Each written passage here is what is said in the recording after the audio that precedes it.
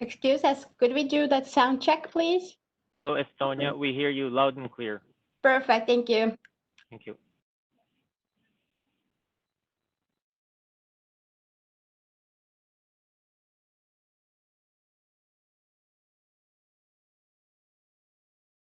Lord Ahmed here from the UK. I take it you can hear me clearly?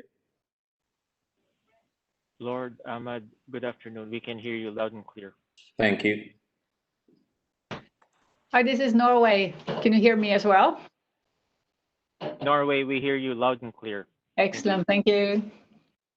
It's Minister of State for Foreign Affairs from Bangladesh, Shahriar Alam. Hi, everyone. Can you hear me? Bangladesh, we hear you loud and clear. Thank you. UNHCR speaking. Can you hear me? Commissioner, we hear you loud and clear. Thank you.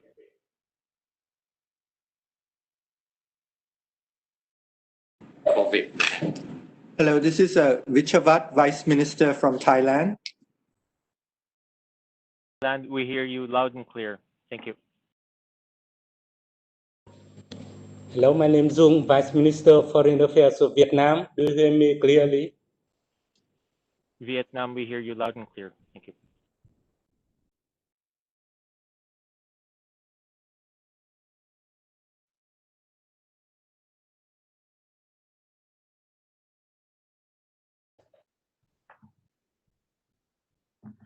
Good morning.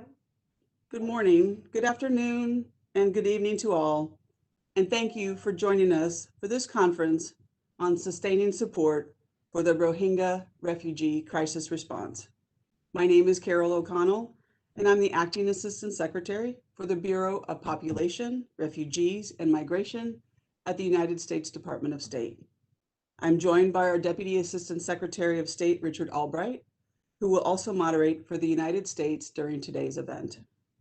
Today's conference is co-hosted by the United States, the United Kingdom, the European Union, and the United Nations High Commissioner for Refugees. We come together to underscore the international community's continued commitment to the humanitarian response and to comprehensive and sustainable solutions for Rohingya refugees and host community members in Bangladesh and throughout the region, as well as for those stateless and internally displaced in Rakhine State, Myanmar. We will begin our proceedings with remarks from each of the four co-hosts, and then we'll hear from UN Secretary General for Humanitarian Affairs. After those remarks, we will watch a short film produced by and featuring voices from the Rohingya community. Acting Administrator of the U.S. Agency for International Development will introduce Bangladesh. Then we will hear from other countries in the region involved in the response, followed by a panel discussion with humanitarian and development actors implementing the response. And lastly, short announcements from donor communities, the NGO community, and other organizations. To open the conference, I am honored to invite Deputy Secretary of State, Stephen Biegun, to deliver the U.S. statement. Mr. Deputy Secretary. Thank you, Carol, and thanks for your incredible leadership of our refugee assistance efforts here in the United States, especially for your work supporting the Rohingya refugee response as part of our global humanitarian commitment. I'd also like to thank my many co-hosts, including the Minister of State, Ahmad, Commissioner Lenarčič, and High Commissioner Grandy, and all the participants joining us today for your continued support to address this ongoing crisis. Thank you as well to Undersecretary General and Emergency Relief Coordinator Lowcock for the partnership we share with the UN Office for Coordination of Humanitarian Affairs. And of course, to my friend, Foreign Secretary Momin and the government of Bangladesh. It's wonderful to see you again, sir.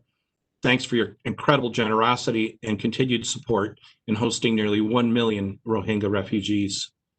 I'm also pleased to be joined later today by my colleague, Acting Administrator for the United States Agency for International Development, John Barsa. John's going to discuss our government's engagement with partner countries in addressing this humanitarian crisis. It's an honor to join all of you today as we work together to sustain global support for the Rohingya refugees.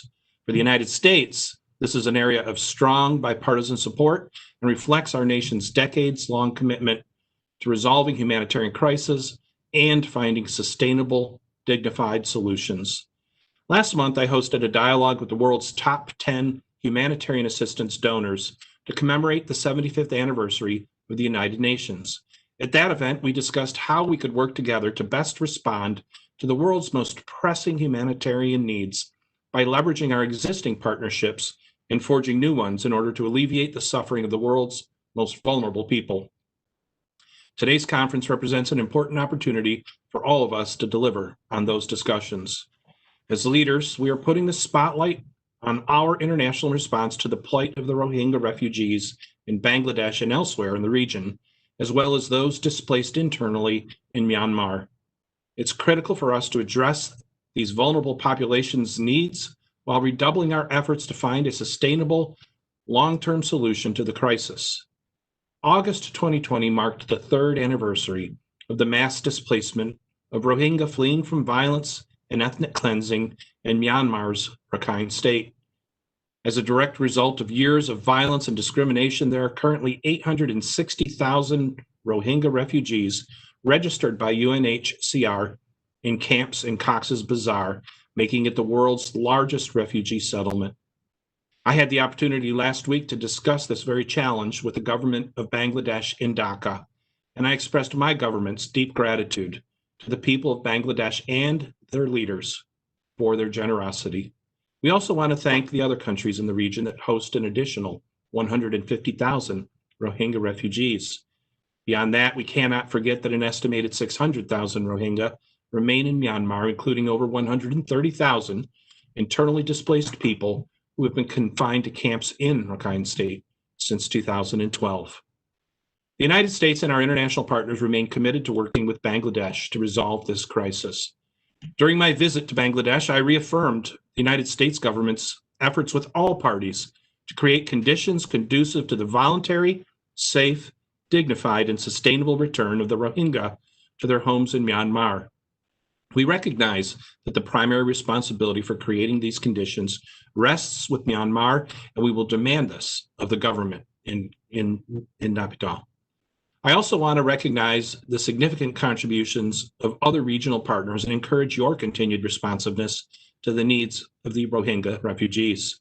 Together, we're seeking to develop a creative, multi-pronged approach that will successfully resolve this humanitarian crisis in full adherence with international humanitarian standards and avoiding unilateral measures. I look forward to hearing your proposals today and in the coming weeks and months to talk about what we can do together to advance a peaceful resolution to this ongoing crisis. Indonesia's recent humanitarian actions to offer safe harbor to Rohingya refugees serves as an exemplar for the region and beyond. My staff shared the story of an Indonesian fisherman who waded out to sea and rescued stranded Rohingya women and children.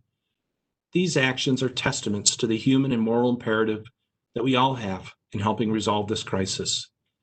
The government of Myanmar's actions are essential to the long-term goal of enabling Rohingya refugees to return home.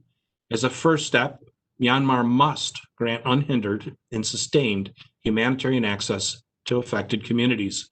We will continue to be a partner with you in this effort. Further, more must be done to address the root causes of conflict in the Rakhine State. Decades of violence have benefited no one. The United States is ready to join each of you to stop this decade-long cycle of violence in Rakhine State, including by cooperating to end the trafficking of weapons and narcotics that have enabled the state's violence and instability for far too long. In particular, P5 members of the UN Security Council have a special obligation to contribute to ending conflict and aiding the victims of violence. On behalf of the United States, I'm proud to announce that the United States is providing an additional $200 million in humanitarian assistance for the Rohingya refugee response in 2020. Combined with the funding that we have announced previously, our total 2020 contribution to this crisis will now be more than $437 million, bringing the U.S. total contribution since August 2017 to nearly $1.2 billion in the countries including Myanmar, Bangladesh, Malaysia, Indonesia, Thailand, and India. So let me close by emphasizing our deep appreciation for all of you, for your strong and vital partnership in working together to solve this crisis. For those members of the Rohingya community who have joined us today, please know we stand with you and we will work with you. We will hold accountable those responsible for the horrific abuses that have occurred, and we will work with you to shape policies that reflect your community's decisions about your future. Thank you.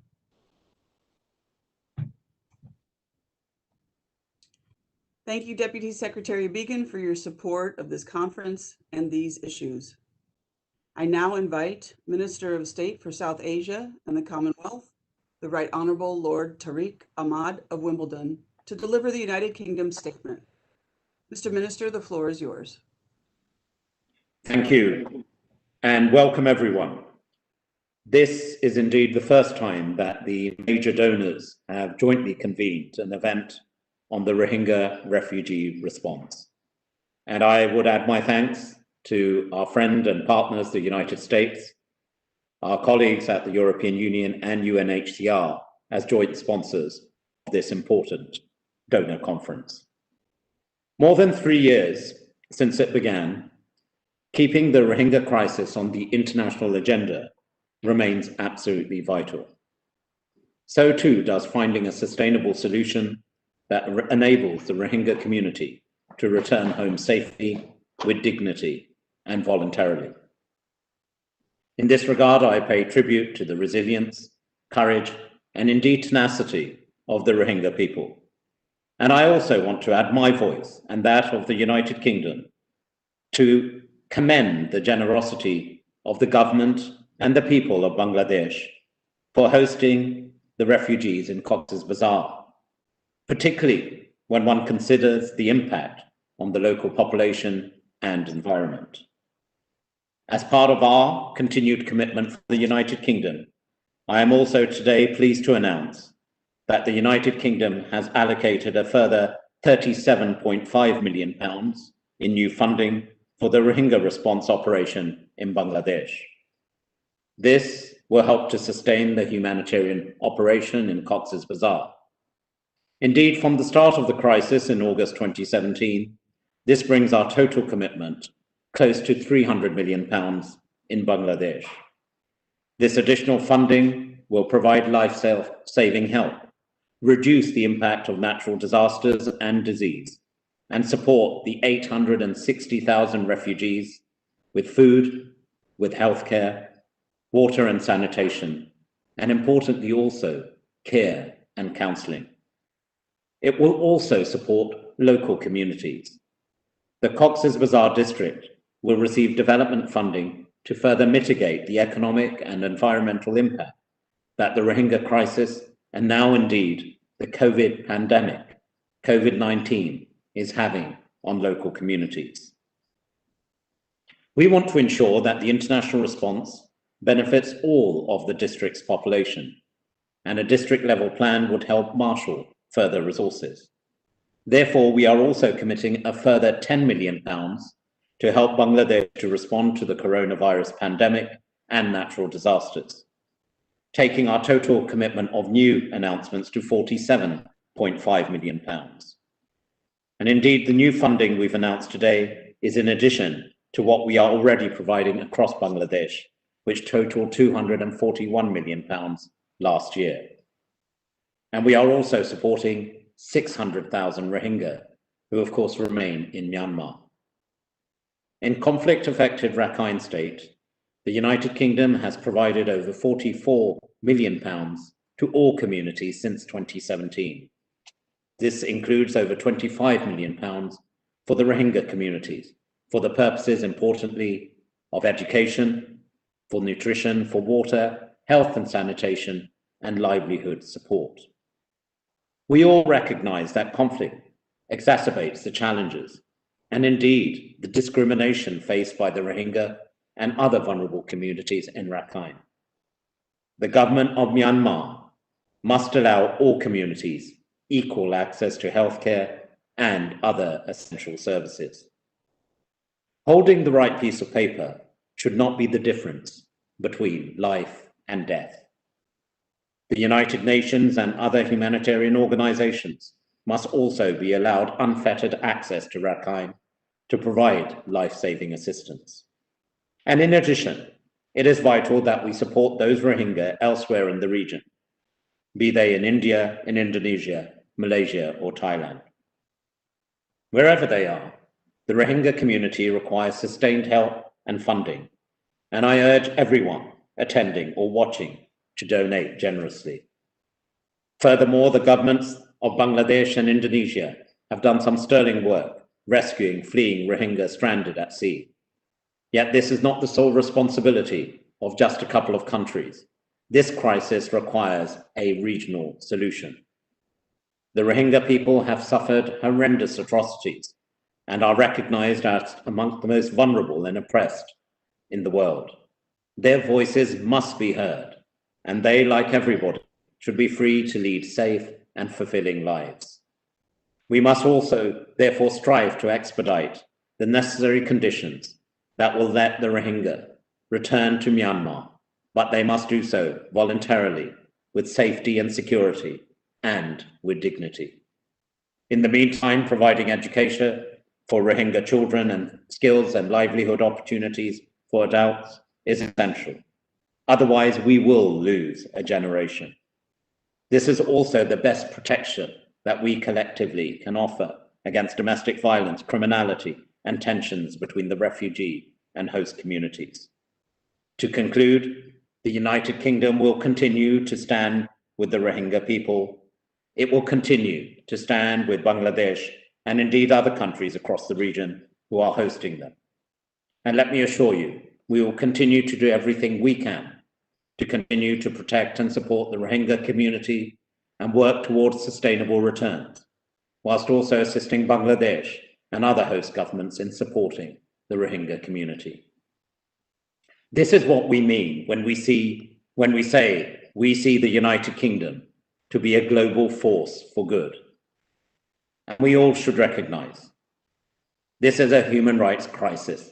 It's a human rights tragedy, and it requires all of us to put our shoulder to the wheel and bring an end to the plight and suffering of the Rohingya community, which has gone on for far too long. Thank you.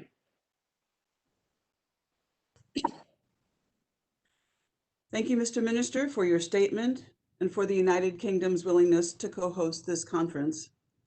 I now invite Commissioner for Crisis Management, Janez Lenarčič, to deliver the European Union statement. Mr. Commissioner, the floor is yours.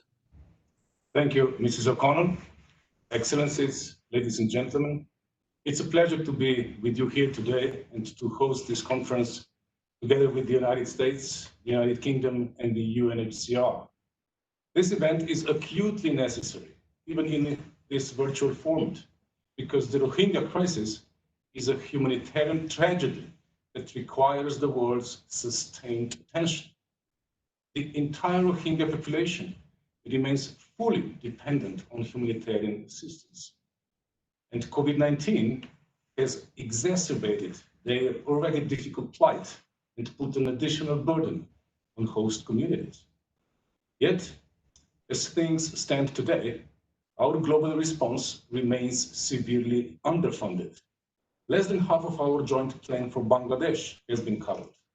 And with 3 months left until the end of this year, only 41% of the Myanmar humanitarian response plan for 2020 has been funded. This crisis requires stepped-up support. The European Union remains firmly committed to the Rohingya people, as well as to refugee hosting communities. Since 2017, the European Union and its member states have contributed over 226 million euro in emergency and early recovery assistance. Through our humanitarian response strategy, we have supported local initiatives in the areas of healthcare, food, nutrition, education, protection, and shelter. I especially wish to highlight the importance of access to education for all children affected by this crisis. By providing assistance, we seek to help those in need when and where they need it most. That is why I'm honored to announce that the European Union is pledging an amount of 96 million euro in support of the Rohingya crisis in 2020. All our contributions are essential, So I urge all members of the international community to renew their commitments. Of course, humanitarian aid is not enough on its own. Our efforts must be accompanied by meaningful political commitments on the ground. First, we must pursue sustainable solutions to address this crisis. Only a just and comprehensive solution based on the recommendations of the Rakhine Advisory Commission can address the Rakhine state crisis and end the suffering of the Rohingya people. Secondly, we must safeguard unhindered humanitarian access to all internally displaced persons inside Myanmar by our international partners. The unimpeded delivery of humanitarian assistance to all communities is essential if we are to find a path forward. Thirdly, we must seek a peaceful resolution which facilitates the safe, voluntary, and dignified return of Rohingya refugees to their places of origin. And fourthly, we must ensure that this crisis does not become a forgotten tragedy. At this point, I wish to acknowledge the role of our regional partners throughout Asia. I commend Bangladesh and other countries in the region for their ongoing generosity and support for the Rohingya people. Your dedication is an example to all our international partners. That is why I invite all countries to implement the Bali Process Consultative Mechanism and adhere to the Bali Declaration. This declaration provides a meaningful foundation for coordinated regional action to help manage and protect refugees and migrants at sea. To conclude, I would like to commend the role played by the humanitarian partners present here today. And I would like to reiterate that the EU commitment to the durable solution to this crisis remains firm. Thank you. Thank you, Mr. Commissioner, for the European Union's collaboration as a co-host and for your statement. I now welcome the United Nations High Commissioner for Refugees, Filippo Grandi, to deliver a statement. Mr. High Commissioner, the floor is yours. Thank you very much, Assistant Secretary. Thank you, Carol. And thanks to all my previous co-host speakers for very good, comprehensive, and generous statements. I want to start by recalling a visit I paid to Kutupalong, where the refugee camps are in Bangladesh 3 years ago, just after hundreds of thousands of Rohingya refugees had fled from nearby Rakhine state. I remember observing unprecedented despair, trauma because of the violence endured, and terrible living conditions, frankly. And since then, together with some of my UN colleagues as well, including the Secretary General, I have visited several times the camps. I have seen the evolution. And here I want to join others in really highlighting and appreciating the refuge, literally, which Bangladesh keeps giving to almost 1 million Rohingyas. We should not forget, and I remember seeing that back then, that the first responders in this crisis were members from the local community. And it's that local community, Bangladeshi community, that still hosts almost 1 million people. This is why I echo others in saying that it is first and foremost Bangladesh and other host countries, Malaysia, India, Indonesia, and others that host another 150,000 refugees that must be thanked first and foremost.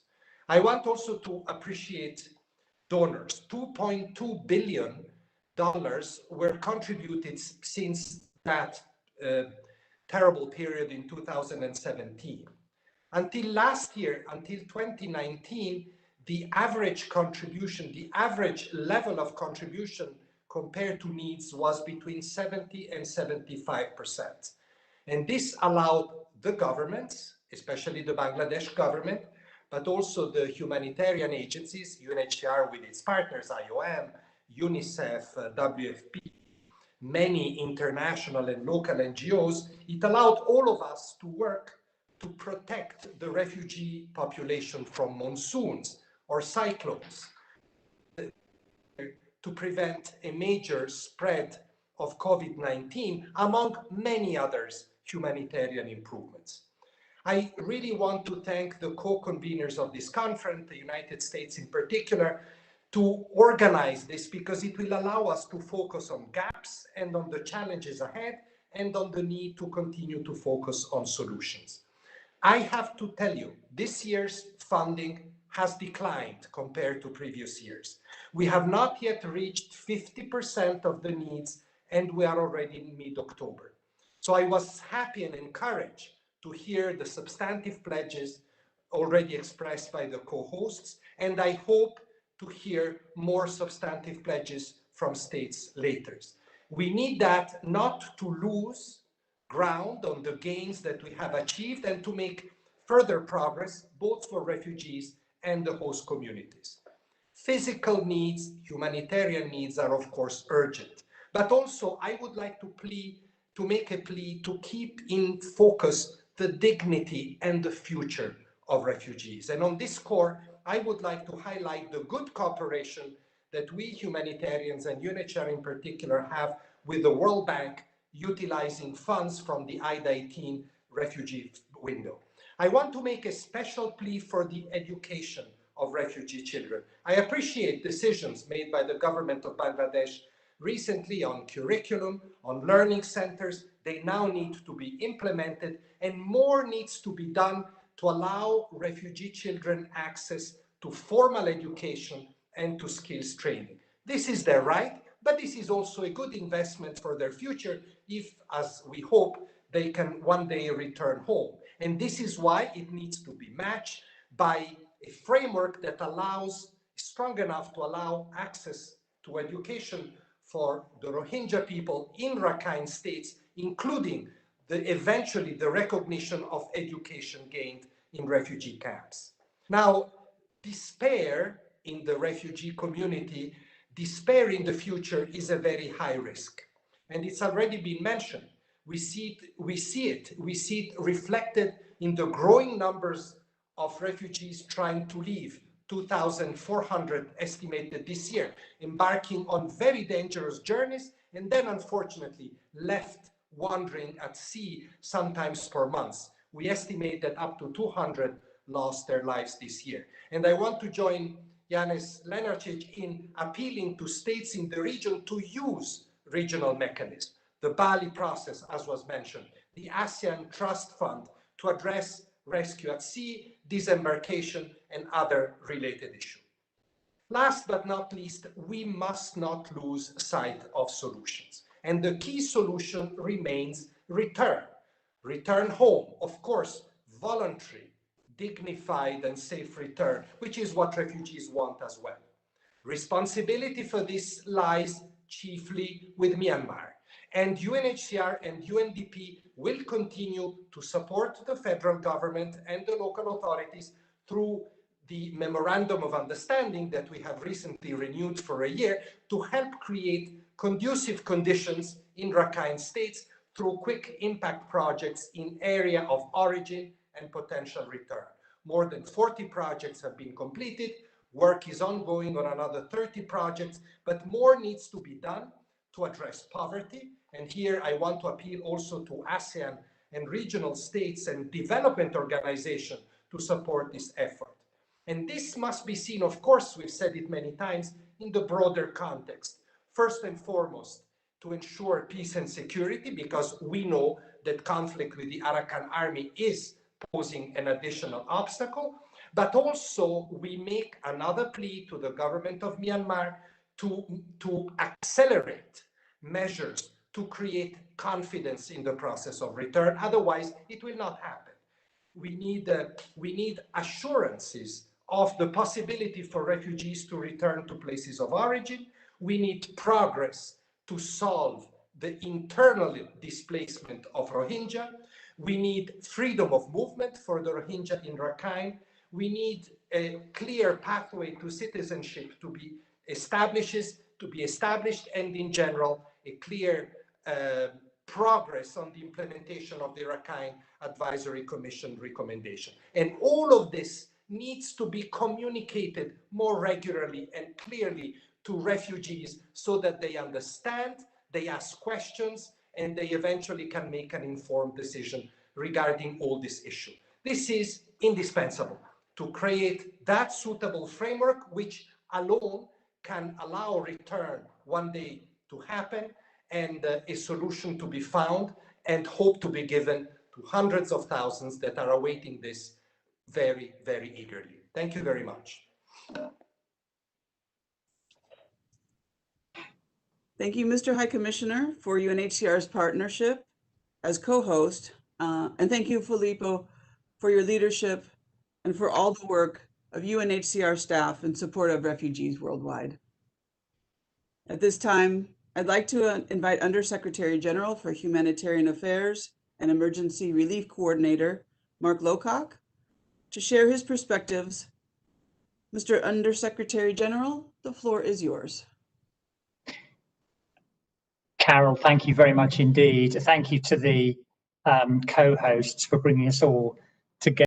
Been said, more than 3 years after another 750,000 Rohingya people were forced to flee from brutal violence, they remain unable to return to their homes in Myanmar. This is the largest stateless community in the world, and today's conference sends a message to them and to their generous hosts, the host communities, that the world has not forgotten them. I'd like to make 5 quick points, building on what Filippo has just said. Firstly, the United Nations and its partners have, with limited resources, continued to support more than 1 million refugees in Bangladesh, as well as hundreds of thousands of Bangladeshis in the host communities. COVID-19 has made that more difficult, but it hasn't stopped the aid community reaching people in need. Thanks to early action indeed, and donor support and the leadership of the government of Bangladesh, it has so far been possible to contain the spread of COVID in Cox's Bazar.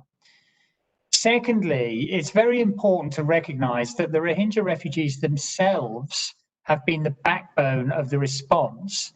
They volunteer as health workers, they distribute masks, they help protect their communities from the pandemic. And I think we all need to be very grateful to them and encourage them to take up this kind of responsibility. Third, let's not forget that there are still some 600,000 Rohingya inside Myanmar.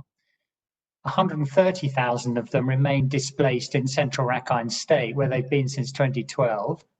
Another 10,000 have been displaced since 2017 in northern Rakhine. Those people continue to have their basic rights denied. They suffer extreme hardships in Rakhine State and elsewhere. These people in Myanmar remain among the most vulnerable, including vulnerable to COVID-19. Movement restrictions have severed their already restricted access to healthcare, education, and livelihoods. We are alarmed by the escalating armed conflict in Rakhine, which continues to displace, maim, and kill members of all communities. And reports of the risks that many Rohingya are willing to take in the hands of people smugglers are a tragic testament to the hardships that they face at home. Fourthly, I want to recall what the Secretary General has consistently said. The root causes of the suffering of the Rohingya people, both inside and outside Myanmar, can only be addressed by the Myanmar authorities. They accepted and committed to the recommendations of the Rakhine Advisory Commission, but unfortunately 3 years later we see too little real progress on critical reforms on the ground. The starting point for improving the situation of the Rohingya in Myanmar is to ensure their freedom of movement, to ensure their access to services, and to build their capacity for self-reliance. The humanitarian community also needs to have access to them to meet their urgent needs. And lastly, we're very grateful for the willingness of regional actors to share the burden. The Bangladesh government and its communities have been the most remarkable, generous, wonderful hosts, but they themselves face challenges and have limited means. And as Filippo's just said, we need to focus on solutions that meet international standards. We have to help the refugees become more self-resilient, self-reliant, while also helping host communities to do the same thing. Again, as Filippo said, our response plans for this crisis have up to this year been relatively well funded. Thank you, all of you, for that. But that is not the case in 2020. Today, we hope we'll enable us to continue to meet people's needs. There is an urgent need for more than another $500 million. That need has started to be met by the pledges we've heard already today, and we're counting on all donors and partners to make a collective effort to meet the gap. We have to ensure that an entire generation of Rohingya children are not left without a future. Thank you, Carol.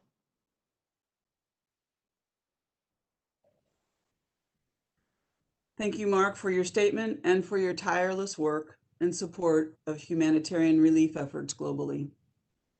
Now I am pleased that we will hear from the most important yet least heard voices, those of Rohingya refugees themselves. As the focal point of this crisis, we must all remember that each Rohingya, like each of us, has hopes and dreams, memories, fears, families, and friends. It's imperative that we listen to their perspectives, amplify them, and respond to them in a way that recognizes their fundamental human dignity and desire to determine their own future. The following video was produced by Rohingya refugees themselves in Cox's Bazar, Bangladesh.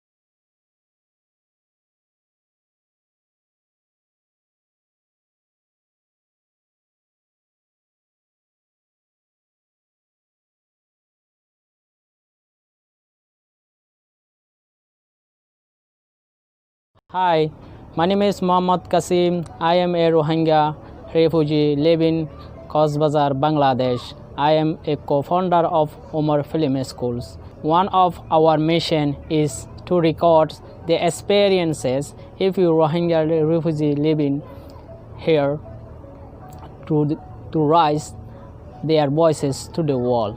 I am very happy to introduce to the video of my fellow Rohingya to you today. I am happy that you are listening to our thoughts and experiences as you begin this important conference. We may be living different countries, but we all share the same dream for our people to live a life of dignity and enjoy our human rights. Thank you.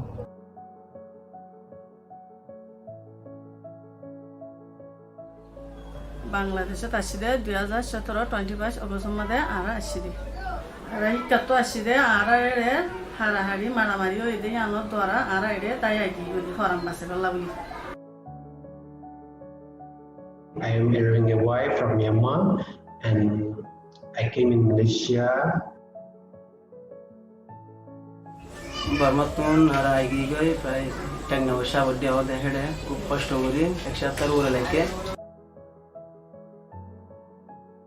তাই high বললা শীত হরে foot হরে তাই পঞ্চমজোর হন্নাবার বললা school হরে আর ওষুধপত্র গরিবল্লা ডাক্তারখানা হরে in চিন্তা করতে করতে ইউনিসেফ এবং ইউনিসেফ আর বাদে আছে আরো অন্যান্য এনজিওগুলো একসাথে আসলে আর বাংলাদেশের সরকার সহ আরে আছে তাই তারপরে সাহায্য করছে বলে না আরারে বেগে সাহায্য করছে তাই ইউরোপ কান্ট্রি তো আরারে ইউনিসেফ তরফতুন তাই ডাব্লিউপি তুন সইল দে তেল দে ডাইল দে দইলা বদইলা আছে অপশনতো সাবন দে সাহায্য বেগুলো তো সাহায্য করছে আরারে বালা শেষে কি দিকের বলে হলে তে কিন্তু আরা বর্মা মাঝে তাকিতি মাই হইন্দু তুকার রাইট আছে হই দিহান আরা চিনি নবারি এরে বাংলাদেশের মধ্যে দইলা বদইলা রেলিগেশন অকল গলিয়ারে আরা দইলা বদইলা ঠেনি নকল ভাই আরা বর্মা মাঝে আগে হে নিয়ে হাসনাও করি সে ইম্পর্টেন্ট হন জরুরত আরা কেমন মাঝে দেখা যাতে কি বলি হইলে ওয়াইন্ডর এলম স্কুল এখন বেশি এলম এখন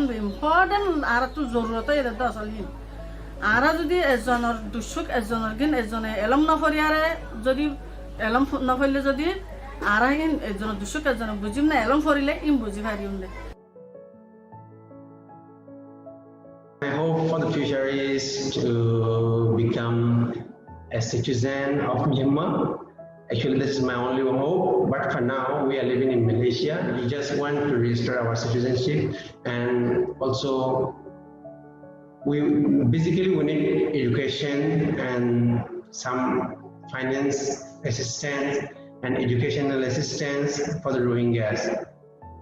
আরা একদিনতে একদিন আইদিনরা আরা তো 10 দিন লাগে 1 বছরের 10 বছর দিন লাগে আরা কেঙ্গুরি নিজের ফার্ম মাঝে নিজের দেশের মাঝে কেঙ্গুরি আছে যাই ভারি উন্দে জ্ঞান এখন বেশি কমিউনিটি মানুষ ব্যক্তি না আরা ফিল ভিজিট করিলে ব্যক্তিনো জুবানতে জ্ঞান কোনা জাদা আরা মতে যাই ভারি উন্দে আরাল্লাহ মনে রিকোয়েস্ট করতে আরাল্লাহ মনে হাস করতে আরাল্লাহ মনে আছে মানে কি হাস গরিব দে আরাল্লাহ মনে জিম্মাদার বদে ব্যক্তিনা আছে কেন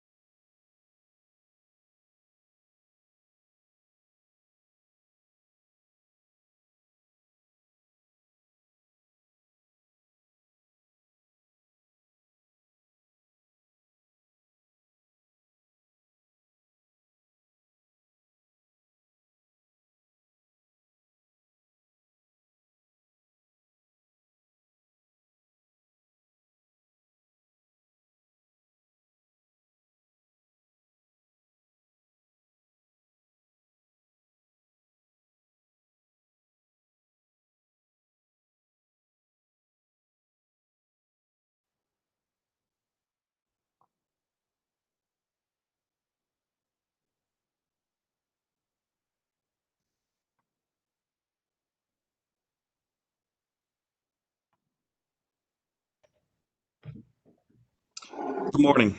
I'm John Barsa, the Acting Administrator for the U.S. Agency for International Development. The Rohingya refugees from whom we just heard convey why we are all here. We know how important it is to meet the needs of the Rohingya. The government of Bangladesh has been integral to ensuring the safety and well-being of the Rohingya. I cannot overstate our gratitude. And we are thankful for our decades-long friendship with Bangladesh. In fact, USAID is in the process of finalizing a 5-year strategy with Bangladesh. A large part of that strategy is focused on the regions we've talked about today, Cox's Bazar and Bandarban. Together, we plan to accelerate development and strengthen the resilience in these two regions.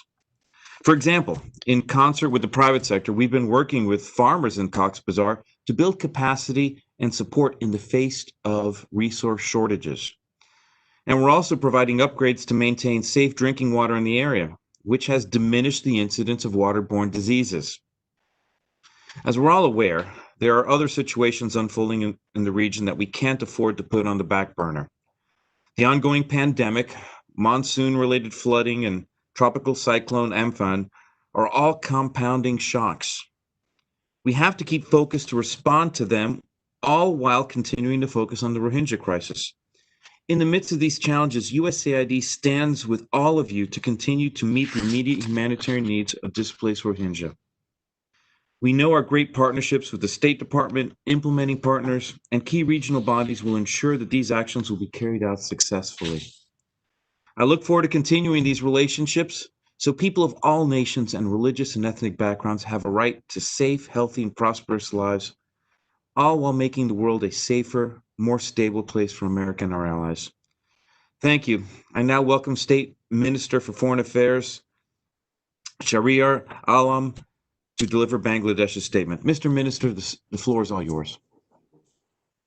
Thank you. At the outset, I'd like to thank the co-hosts for inviting us, Bangladesh, to speak at this very important conference.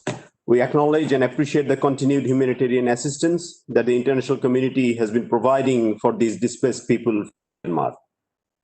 We're in the 4th year of the latest Rohingya exodus. 3 years back in 2017, when these persecuted people of Myanmar were fleeing en masse from violence, persecution, atrocities, and crimes against humanity at the hands of their own people in their own country. It was Bangladesh's Prime Minister Sheikh Hasina who opened the border and saved their lives. We're the first responder to have extended all kinds of humanitarian support to nearly 1 million Rohingyas, providing space, food, safety, security, and health facilities, even before the humanitarian communities stepped in. On the part of a small country like Bangladesh, with a large population and limited resources, it was indeed a huge humanitarian gesture and a daunting task that no second country was willing to shoulder.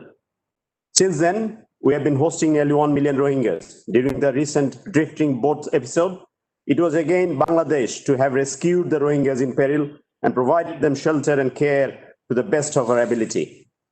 Despite our resource constraint, we have ensured the safety and well-being of the displaced Rohingyas. Because of the timely intervention of the government of Bangladesh and our engagement with the UN agencies and partner countries, the pandemic in the congested camps could be kept under control.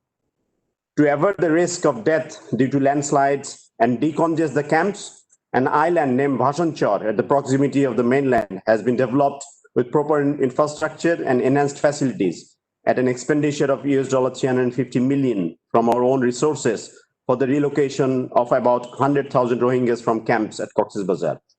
In addition, for ensuring better security of the camps and the host population, the government has started fencing around the camps. We're expecting to complete the project soon. We want to assure all stakeholders that on security matters, we are not in a position to compromise. Taking any lax measure on security issues would only be counterproductive. Rohingyas are Myanmar nationals, and as the Honorable Prime Minister of Bangladesh mentioned in the 75th UNGA, the problem was created by Myanmar and its solution must be found in Myanmar. Since Bangladesh is disproportionately and unjustly suffering because of this crisis, its urgent resolution is our utmost priority. For urgent resolution of the crisis, I would like to flag the following points. Firstly, Bangladesh is not in a position to continue to take the burden anymore. The Rohingyas must return to their country of origin as soon as possible.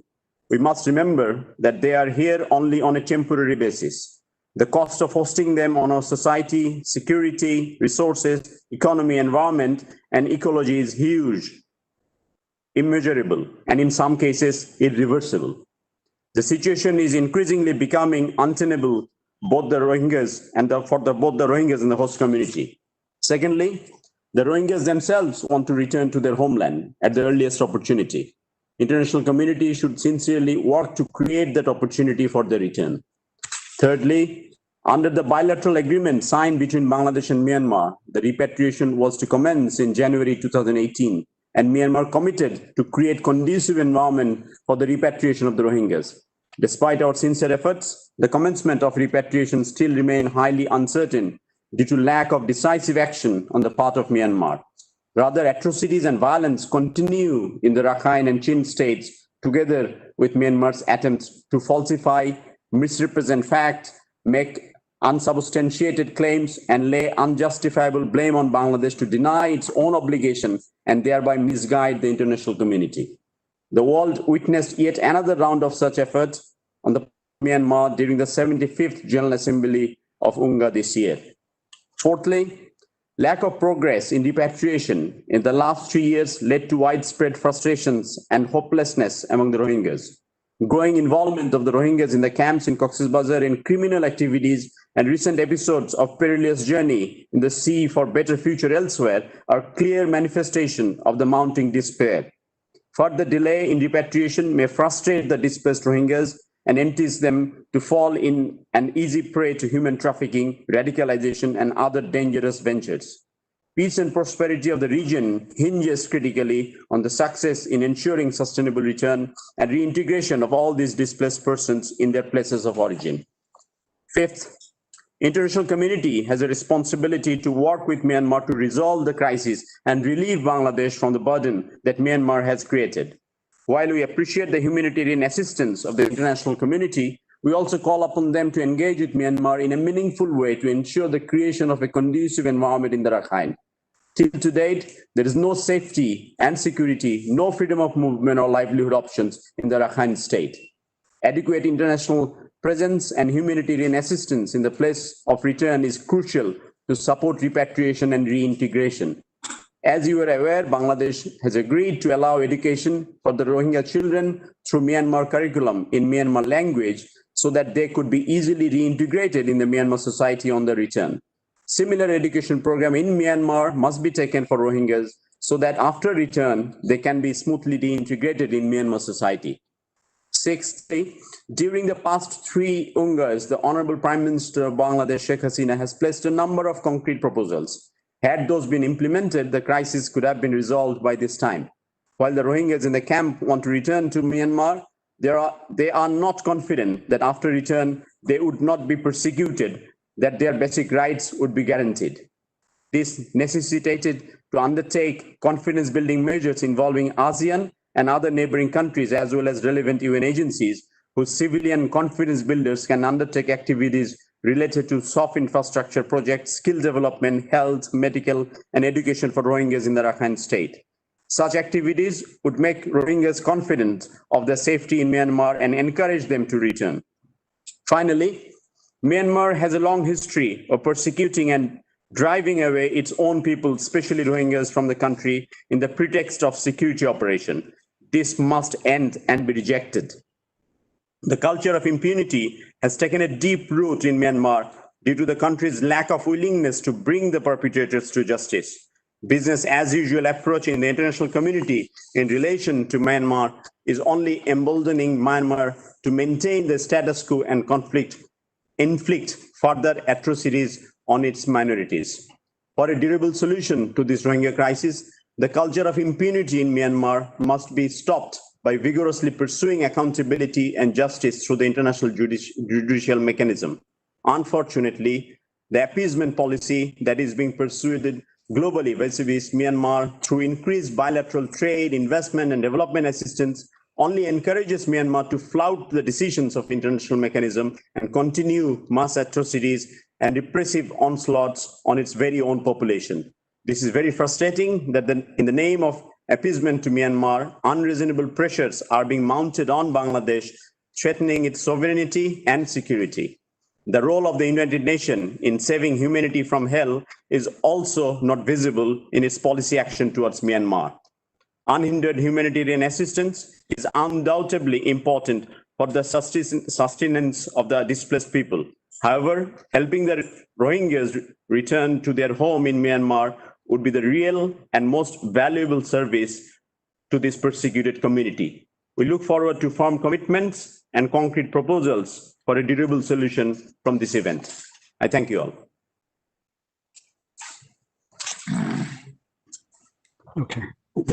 Thank you, Minister of State. Thank you very much for your remarks. And thank you for your generous hospitality that Bangladesh has shown to the Rohingya. I now welcome Deputy Minister of Foreign Affairs, To Ang Nhung, to deliver Vietnam's statement as ASEAN chair. Mr. Deputy Foreign Minister, the floor is yours. Yeah, thank you very much for giving me the floor. Co-conveners, distinguished guests, ladies and gentlemen, we have been going through a challenging time as the fight against COVID-19 is still ongoing across the world. However, this also demonstrates that solidarity, cooperation, and shared responsibility are fundamental for effectively responding to newly emerging and long-existing issues. At this conference today, let me first express Vietnam's acknowledgement and support for continuous efforts by Bangladesh, Myanmar, as well as the international community in resolving the issue on the basis of the principle of respect for independence, sovereignty, and territorial integrity for each country and the primary role of parties concerned. Vietnam stays ready to continue supporting stakeholders to promote dialogue and seek durable and sustainable measures based on burden and responsibility sharing, as well as a balanced, inclusive, multidimensional, and comprehensive approach. This is a process that requires mutual sympathy, reconciliation, and mutual assistance among countries concerned, as well as support by international community, while ensuring a full understanding of country-specific circumstances and sensitive issues. In this process, regional mechanisms played a very important role, especially ASEAN. ASEAN, with its central role, has worked to foster dialogue, build trust among parties, support Myanmar in providing humanitarian assistance, facilitate the repatriation process, and promote sustainable development. ASEAN completed the preliminary needs assessment, PNA, and is currently implementing recommendations for the PNA under the coordination efforts of the Secretary General of ASEAN to prepare for the conduct of the comprehensive needs assessment when appropriate. Therefore, it is necessary to promote cooperation between ASEAN and other interested partners, especially the United Nations, in order to take advantage of experience and strength of each other in responding to this issue. Amid the complicated COVID-19 pandemic, we realize more clearly that the most important and urgent response to the issue is to provide assistance to affected communities for recovery and rebuilding of their lives. Vietnam also supported Myanmar and Bangladesh in COVID-19 prevention and control through providing medical supplies. We believe that the two countries will quickly overcome the hard times and continue to work closely with each other and also with other stakeholders concerned to gradually resolve this issue. Ladies and gentlemen, the COVID-19 pandemics have reduced migration flows, but the risk of irregular migration and human smuggling still remains high, and even become difficult to control. Therefore, it is crucial to strengthen international cooperation for equitable and sustainable development among countries and regions, contributing to solving the root causes of this issue. This is extremely necessary at a time when the COVID-19 pandemic has deepened the gap between rich and poor and derailed the implementation of the Sustainable Development Goal globally. In that spirit, Vietnam hopes that all stakeholders will continue to work together closely and actively on this matter towards long-term and sustainable solution to address the root causes of the conflict, promote harmony and reconciliation among the various communities, and ensure sustainable and equitable development for the interests of the countries concerned as well as for the region's stability. Any response to the issue must be based on mutual understanding, sympathy, and assistance, while ensuring the principle of respect for state independence, sovereignty, and territorial integrity, and engaging regional organizations and existing mechanisms in the region. I thank you very much. Thank you so much, Mr. Deputy Foreign Minister, for Vietnam's statement and for ASEAN's support for the Rohingya refugees. I now welcome Vice Foreign Minister Wichawat Isarabakdi to deliver Thailand's statement. Mr. Vice Minister, the floor is yours. Thank you, distinguished co-chairs, excellencies, dear colleagues.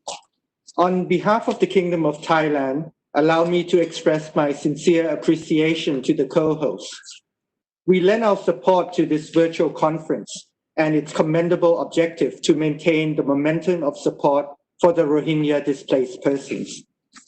Given their increased vulnerability within the current context of COVID-19, sustaining such support is a collective responsibility.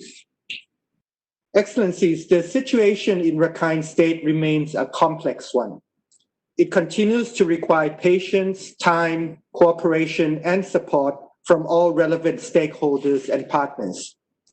In addition to dialogue and negotiation to resolve the deep-seated differences among communities, persistent attention to addressing the root causes and development gaps is key to reaching sustainable and comprehensive solutions. Over 800,000 displaced Rohingyas are now temporarily living in Cox's Bazar. This represents an additional burden to an already untenable situation, particularly for the host country, Bangladesh, a country that should be applauded for this humanitarian stance. In Thailand's view, there are elements that are essential for immediate to medium-term actions. First, the existing bilateral mechanism between Myanmar and Bangladesh must be encouraged to progress concretely on repatriation efforts once the pandemic subsides. UNHCR's catalytic role will help in this regard, and we urge the UNHCR to focus its efforts on addressing decisive obstacles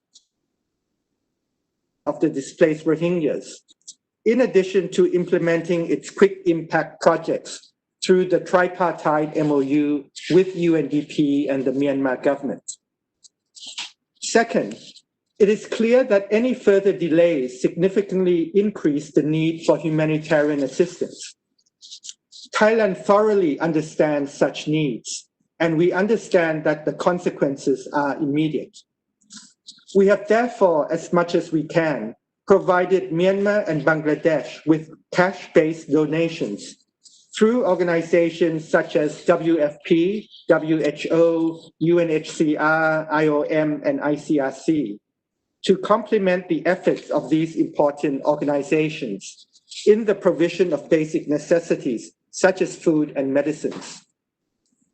Third, Thailand is implementing projects aimed at addressing the root causes and closing the development gaps through the Thailand-Myanmar Development Cooperation Framework, which includes projects in Rakhine State. We are focusing on 5 key sectors that we firmly believe will have concrete and lasting impact. These sectors include education, agriculture, health, economic and financial development, and sustainable community development.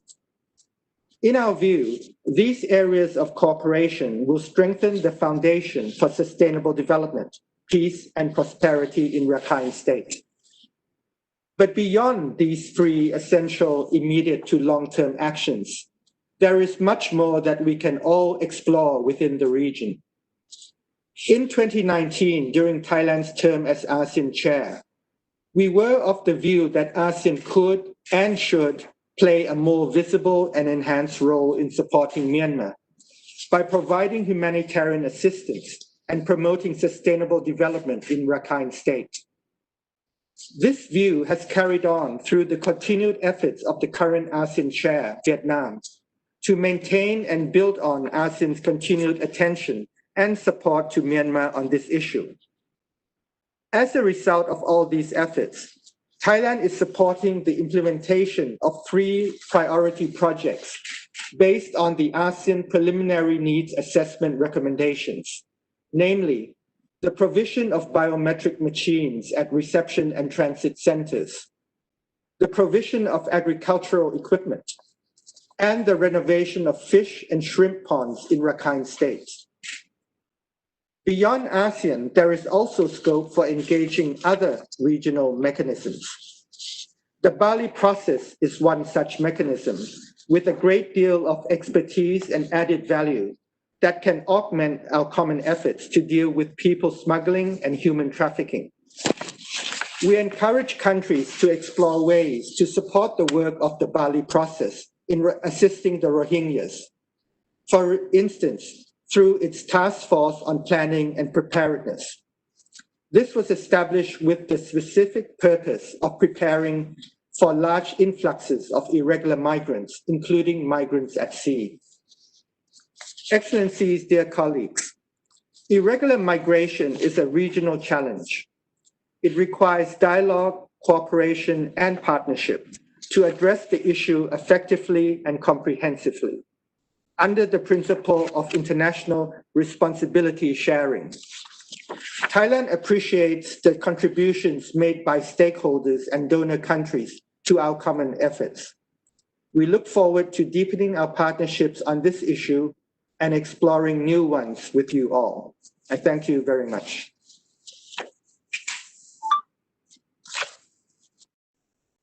Thank you so much, Mr. Vice Foreign Minister, for Thailand's support for Rohingya refugees and other refugee populations from Myanmar.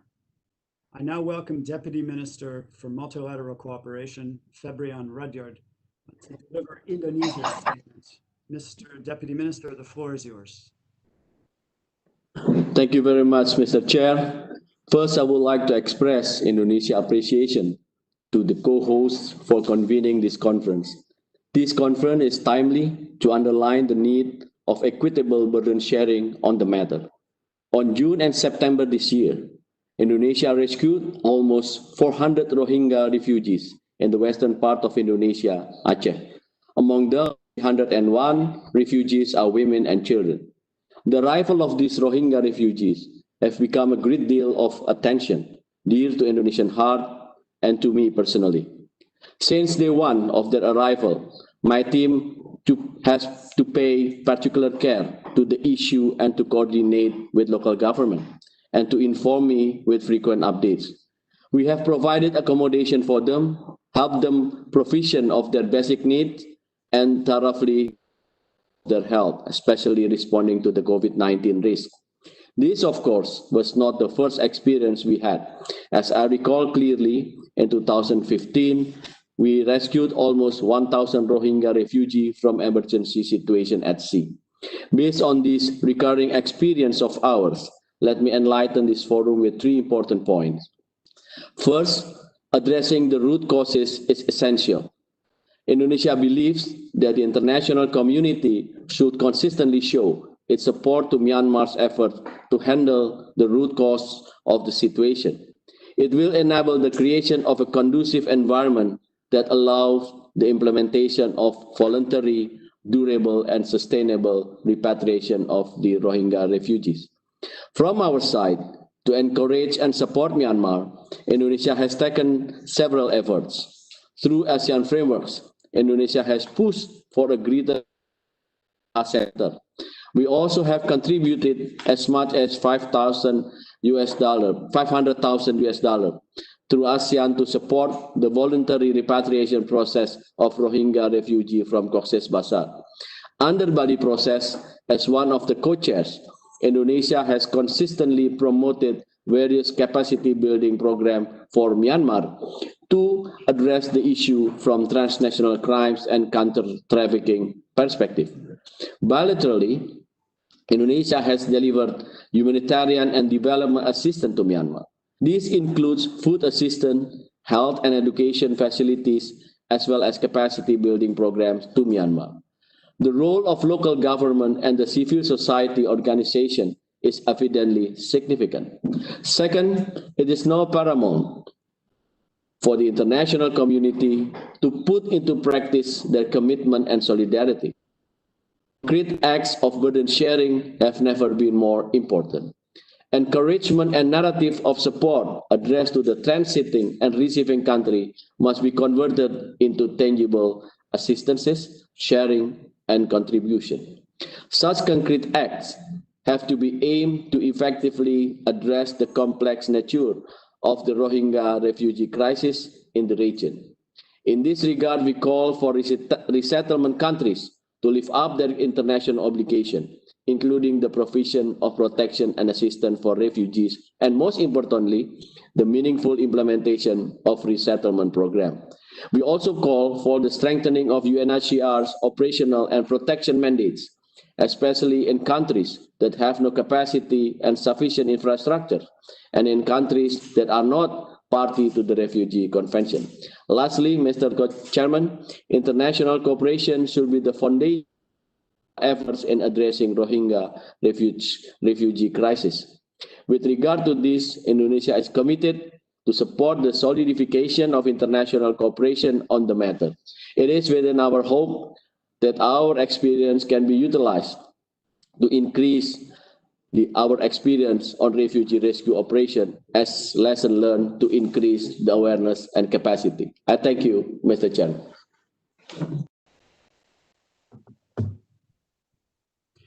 Thank you so much, Mr. Deputy Minister, and for Indonesia's support for Rohingya refugees.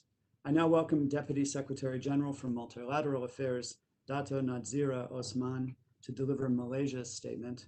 Madam Secretary, the floor is yours. Thank you, Mr. Chairman, Excellencies. At the outset, I would like to thank the organizers for convening this important and timely donor conference. We hope this conference would bring renewed political support as well as commitments and financial contributions that demonstrates a true sense of burden sharing. The Rohingya have been described as the most persecuted people in the world. Rightly so. The situation of the Rohingya today is not much different from the onset of the 2017 Arakan state crisis. They are still unable to return to Myanmar. Their human rights are still not guaranteed. Their lives in displacement continue to be in limbo, and accountability on the crimes committed against them is work in progress. Today, Malaysia hosts the largest Rohingya refugee community in Southeast Asia. According to UNHCR figures in August this year, there are almost 180,000 refugees and asylum seekers registered in Malaysia, of which 86% are from Myanmar and 57% are Rohingya. Although Malaysia has not acceded to the 1951 UN Convention on Refugees and its 1967 protocol, we have continued to provide support for refugees in the country. Despite our resources being stretched thin, Malaysia has undertaken our fair share of responsibility in hosting Rohingya refugees. The government has taken various measures to safeguard the welfare of the refugees, such as on healthcare and education. UNHCR card holders can seek medical treatment at any government-run healthcare institutions and are charged half the rate normally charged to non-citizens. We have subsidized as much as $7 million in terms of medical treatment for UNHCR card holders for the period of 2015 to 2018, and an additional $1.35 million a year on refugees' basic needs. The COVID-19 outbreak brought about additional burden to the government in ensuring the refugees and migrants, including the Rohingya, are safe from this pandemic. Malaysia provided free health screening and medical treatment related to COVID-19 for all foreign nationals, regardless of their immigration status. UNHCR card holders also have access to informal education and skills training through alternative learning centers within their own community schools administered by CSOs. The UN High Commissioner for Refugees and the UN High Commissioner for Human Rights took the opportunity to see for themselves the efforts made by Malaysia in this respect during their visits to Malaysia in April and October 2019, respectively. On humanitarian assistance, Malaysia has contributed $100,000 through the ASEAN Coordinating Center for Humanitarian Assistance on Disaster Management to assist Myanmar with the returning of Rohingya refugees who until today are not able to return. Malaysia also runs a field hospital in Cox's Bazar, Bangladesh since December 2017 at a cost of $7 million during the 2 years of its operations. Malaysian private sectors are increasingly involved as well by partnering the government and CSOs. Another significant development was the establishment of the All-Party Parliamentary Group at the end of 2019, a bipartisan group of parliamentarians focusing on improving the management of refugees in the country. A joint task force mechanism is also in place to provide a platform for dialogue and problem solving between the various government agencies and the UNHCR. Malaysia remains committed to working closely with the UN and other relevant stakeholders to find an urgent, lasting, and holistic solution to the Arakan state crisis, including accountability against the perpetrators, citizenship for the Rohingya, and voluntary, safe, and dignified return. The longer the repatriation is delayed, the more desperate the situation will be for the Rohingya. Without a solution to the current crisis, the desperate situation of the Rohingya refugees would lead them to continue being victimized by unscrupulous human smugglers and traffickers. We also call on the international community, particularly state parties to the 1951 Refugee Convention and 1967 Protocol, to shoulder proportionate burden and responsibility sharing in the management of refugees, including opening their doors for more refugees for resettlement and relocation. A sustainable solution to this crisis requires political support, a human rights-based approach, and a commitment in ensuring accountability to achieve a durable and lasting solution. Thank you.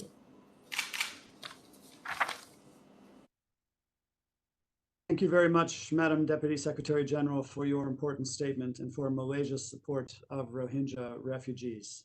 And thank you again to Bangladesh, Vietnam, Thailand, Indonesia, and Malaysia for joining us here today and sharing your country's valuable perspectives.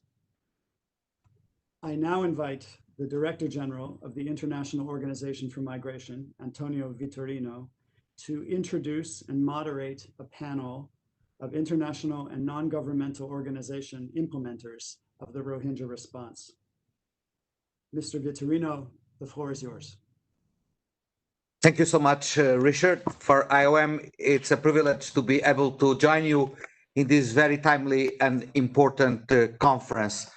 Being an organization very much present in the field with one of our largest operations, we continue to be confronted with the challenge of guaranteeing the access of Rohingya refugees to humanitarian services, most particularly exacerbated by the COVID-19 pandemic.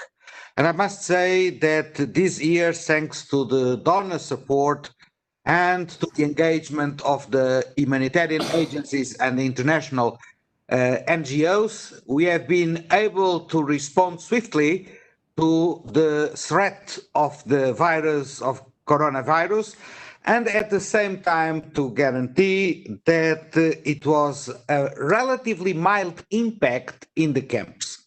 Nevertheless, we must say very clearly that the situation becomes very vulnerable, is still very vulnerable, and we will need extra support to guarantee the preparedness and the protection of the refugees in the camps. Secondly, as it has already been mentioned, we thank very much the government of Bangladesh for their host and support and hospitality, but at the same time we have to acknowledge that there is a rising tension between host communities and the refugees in Cox's Bazar. Therefore, the bridging of the humanitarian assistance and the development assistance is each time more and more important, putting things into perspective in the medium term and making sure that the mobilization of the resources is to the benefit not only of the refugees, but also of the host communities.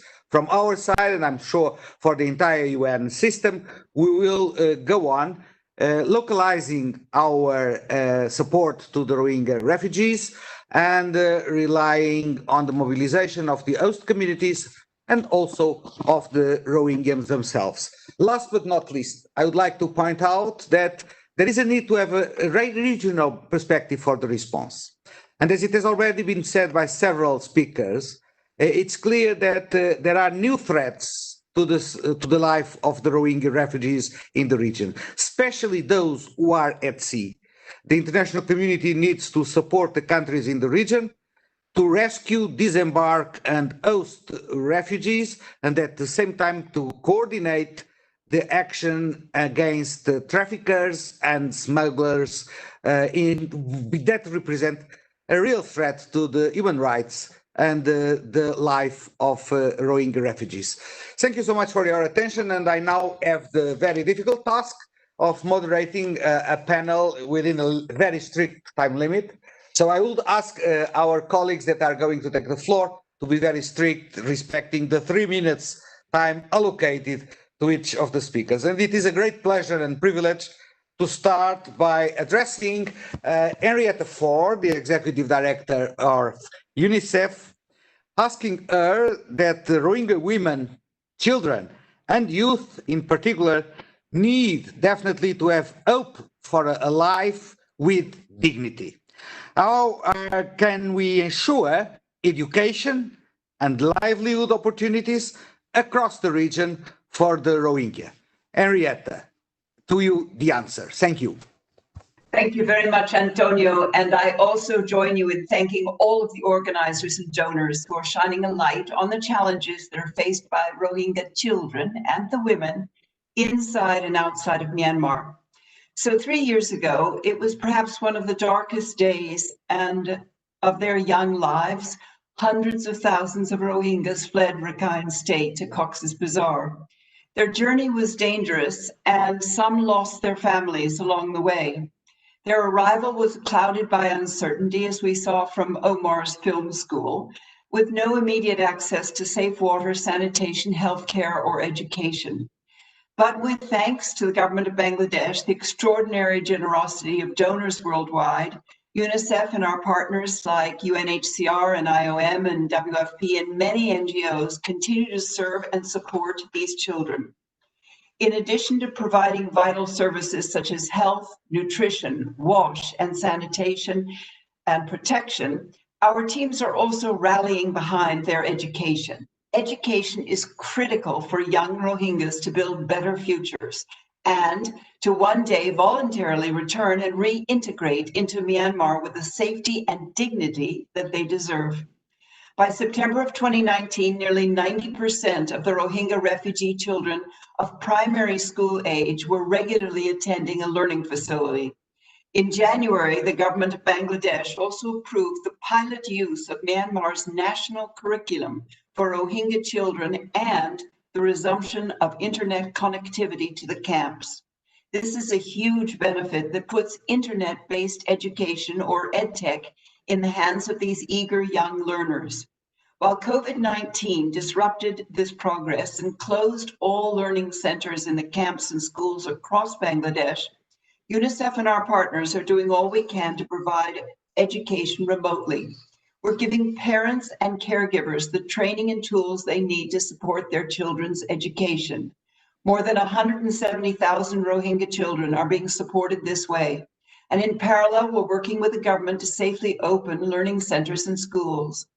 Inside Myanmar, although some Rohingya children are still receiving a form of educational support, the quality and continuity is lacking.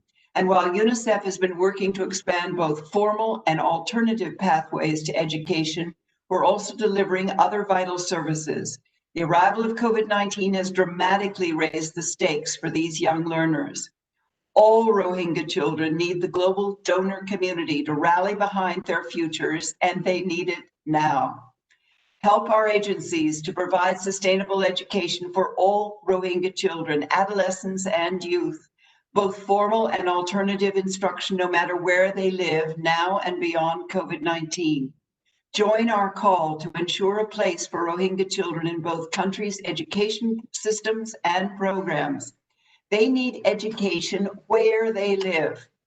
Support UNICEF and UNHCR's joint blueprint for action to create a fair deal for refugees. We must accelerate our joint work, not only in education, but in all areas in which these children need help, from water and sanitation to child protection to psychosocial counseling. And finally, let us not forget the daily struggles of Rohingya children who remain inside Myanmar. They are still facing discrimination, horrifying violence, and intensifying conflict every day. The fighting needs to stop so children can return to school to learn, make friends, and play, so refugees can return home safely if they choose. There is no time to waste. Every month that goes by is a missed opportunity for these young learners and for a peaceful, inclusive future.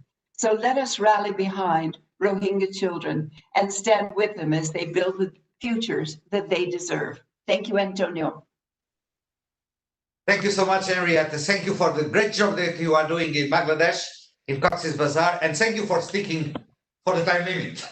Now I turn to the World Food Programme. I welcome Valerie Guarnieri, who is the Assistant Executive Director of WFP.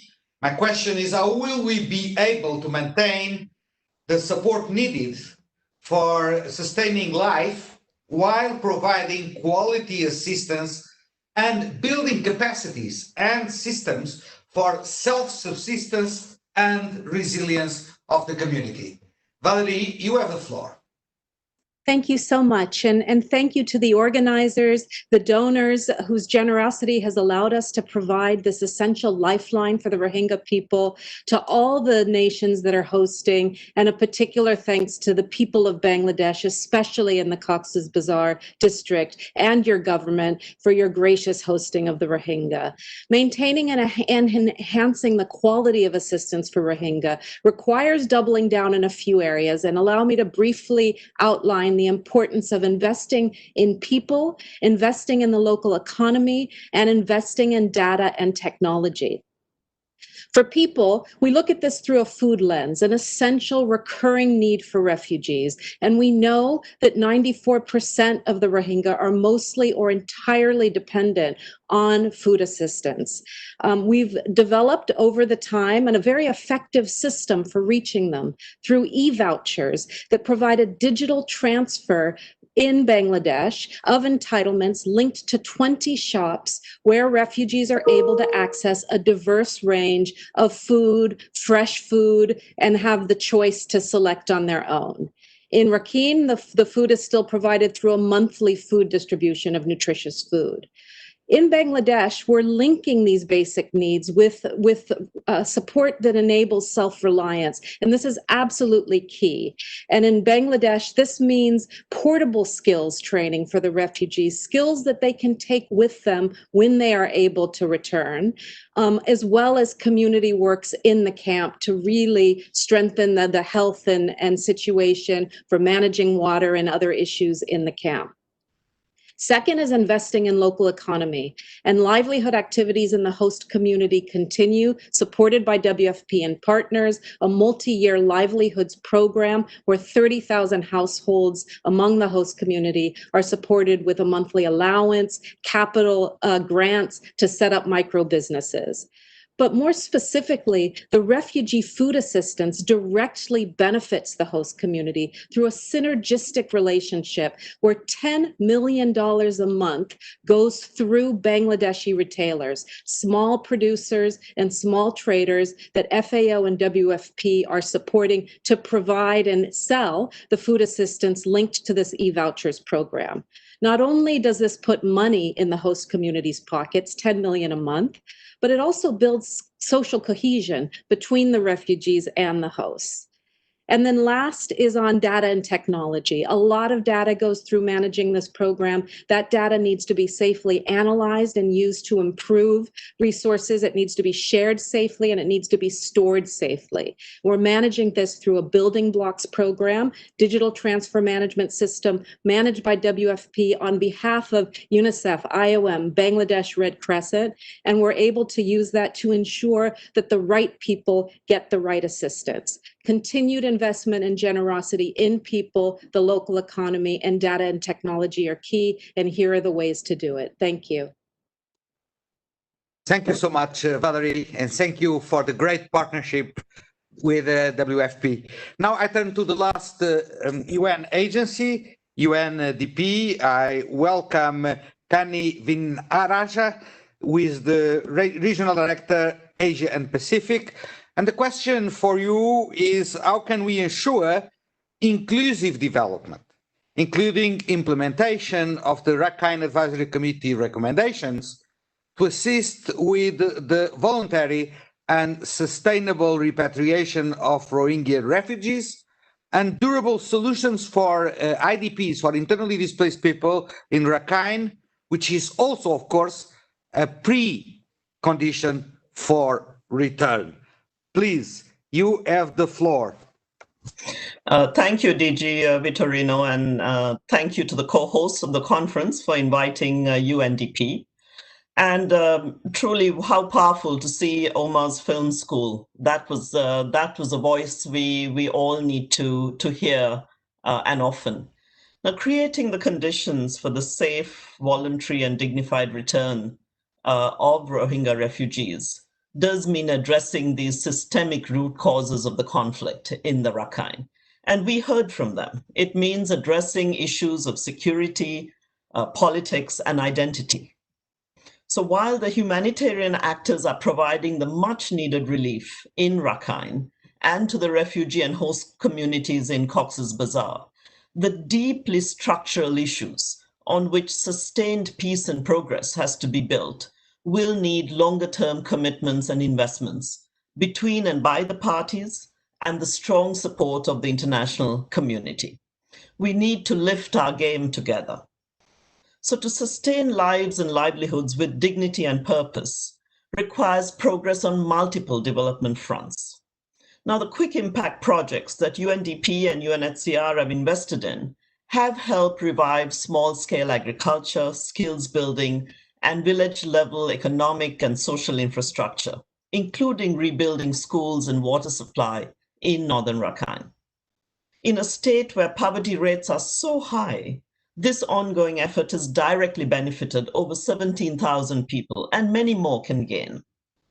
Now, these programs have shown improvements in living conditions across the local communities as a whole, and do so irrespective of ethnic and religious lines.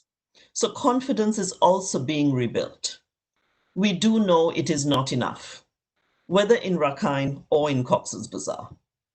So we have begun integrated area-based efforts, bringing in the strengths of the UN system as a whole together to contribute across sectors, centered on a rights-based development approach. And these experiences from central and southern Rakhine are models we can replicate and expand across the state. Freedom of movement and access are critical to get this right and to take them to scale. The lessons we have learned are many, and I want to highlight just two. The first is land. The access and right to land ownership is a critical factor that is a bridge to both peace and prosperity. No resettlement or return to villages of origin is viable without a political, legal, and fiduciary commitment to land and property rights of displaced populations. For with it comes dignity, homes for families, a place to generate a livelihood, and a place to just rest safely. The second is the additional investments needed to strengthen local governance. That is the space where public administration and services meets local business and digital technology, meets civil society engagement and the enlarging of a civic space. This is such an essential ingredient and is part of our local development efforts, both in Myanmar and in Bangladesh. So in closing, let me reiterate that a focus on rights-based development and hence development assistance is a necessary ingredient if we want lasting change, as also emphasized by Filippo Grande and DG and ED Fiore and others. It absorbs the risk and it invests in return. So I want to recognize what governments and partners are doing to assist, and UNDP will continue to seize opportunities for both incremental change and also for step change together with its partners. There really can be no lasting peace and progress if we do not dare move from the short term to something bigger and more sustainable, as many have referred today. Thank you. Thank you so much, Kani. And now we turn to the contribution to this debate of the international non-governmental organizations, starting with Lilian Fan from the APPRN. Placing refugees in the center is the concern. How do we ensure that refugees are empowered to play a more direct role in advocacy and discussions on their future? You have the floor, Lilian. Thank you, Mr. Director General. Excellencies, ladies and gentlemen, Rohingya refugees in the region do not wish to be a burden to their host countries or communities. Neither do they wish to take rights away from local communities. They want protection, security, basic rights to survive with dignity, and the opportunity to communities, as well as to assist their own communities.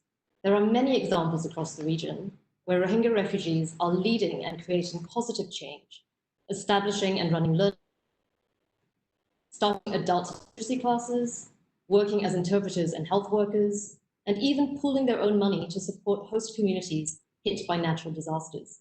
Rohingya refugees in all their diversity know the needs and issues within their communities better than anyone, and yet they continue to be excluded from decision-making on their lives.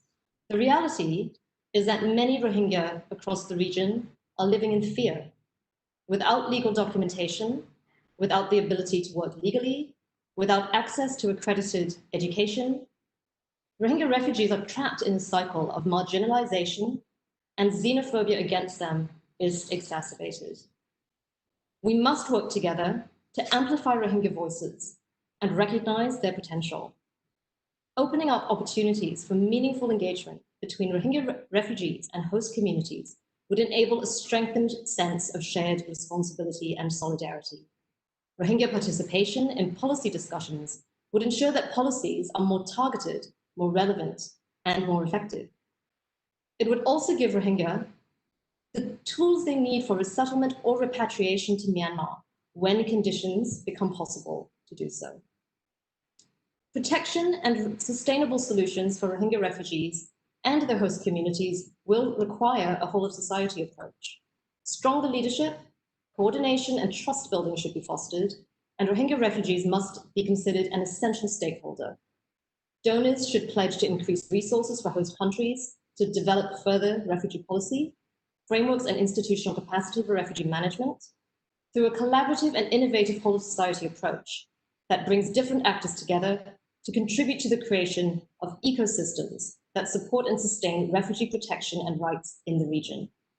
There should also be increased funding for civil society, which is filling gaps and providing essential services to refugees, including increased funding for refugee-led organizations. The Asia-Pacific Refugee Rights Network, through our wide regional network, stands ready to support all stakeholders in the process of ensuring that the rights of Rohingya refugees are recognized and protected to the fullest extent. We also commit to working towards enhancing the meaningful participation of Rohingya refugees in all decisions affecting their lives in exile. Thank you, Mr. Director General. Thank you so much, Lilian. And you have emphasized the need to bringing refugee and host community together. And that's precisely the focus of the question that I would like to put to Asif Saleh, the Executive Director of BRAC. How do we ensure a fruitful dialogue, social cohesion, and at the same time community safety for refugees and host community in Bangladesh? As if you have the floor, please.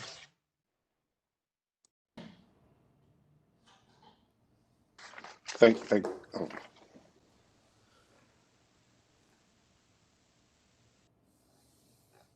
As if, are you online?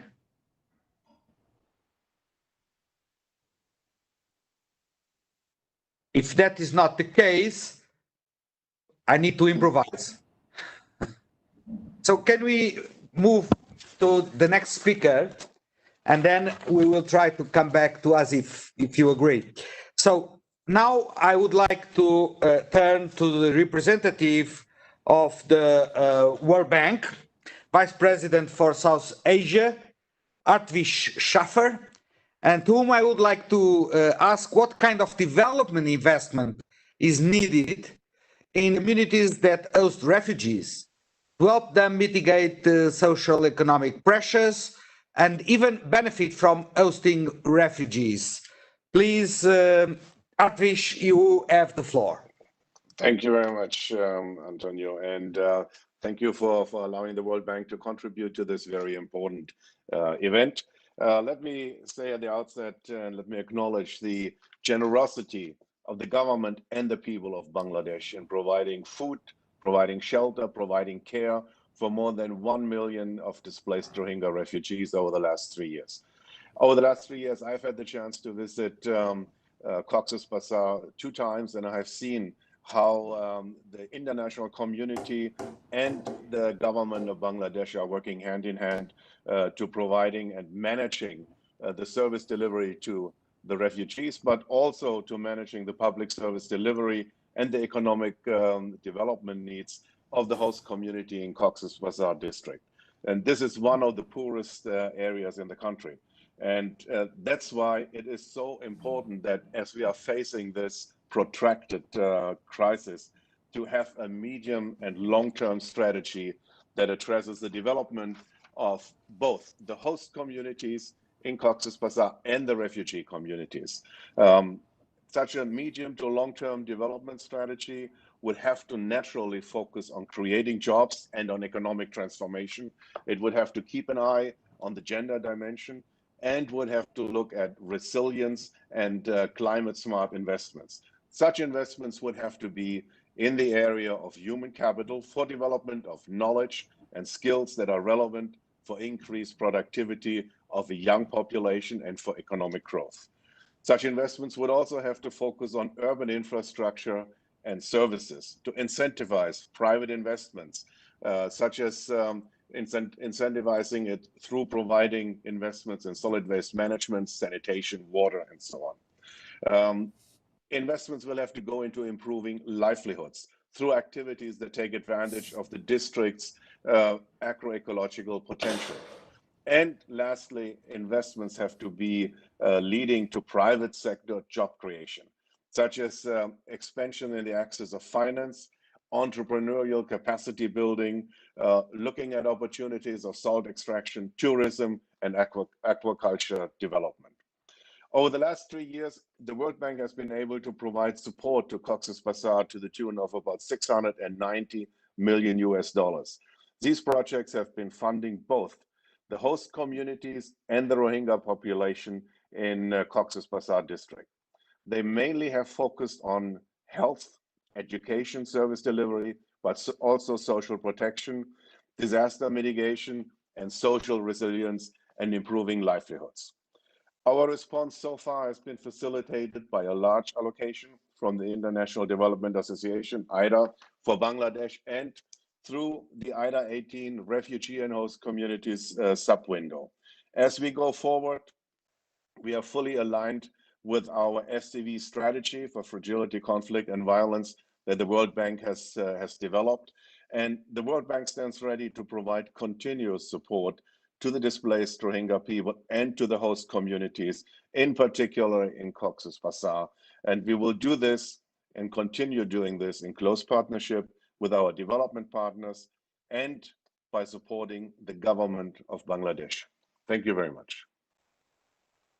Thank you so much, Artvish. Very crucial role that the World Bank plays. And I now go back to Brack. Asif, the question was, how do we ensure a fruitful dialogue and at the same time social cohesion and community safety for refugees and the host community in Bangladesh? Asif, Thank you have so the much. floor. Yes, thank you. Thank you, DG Vitorino. Sorry about the technical challenges.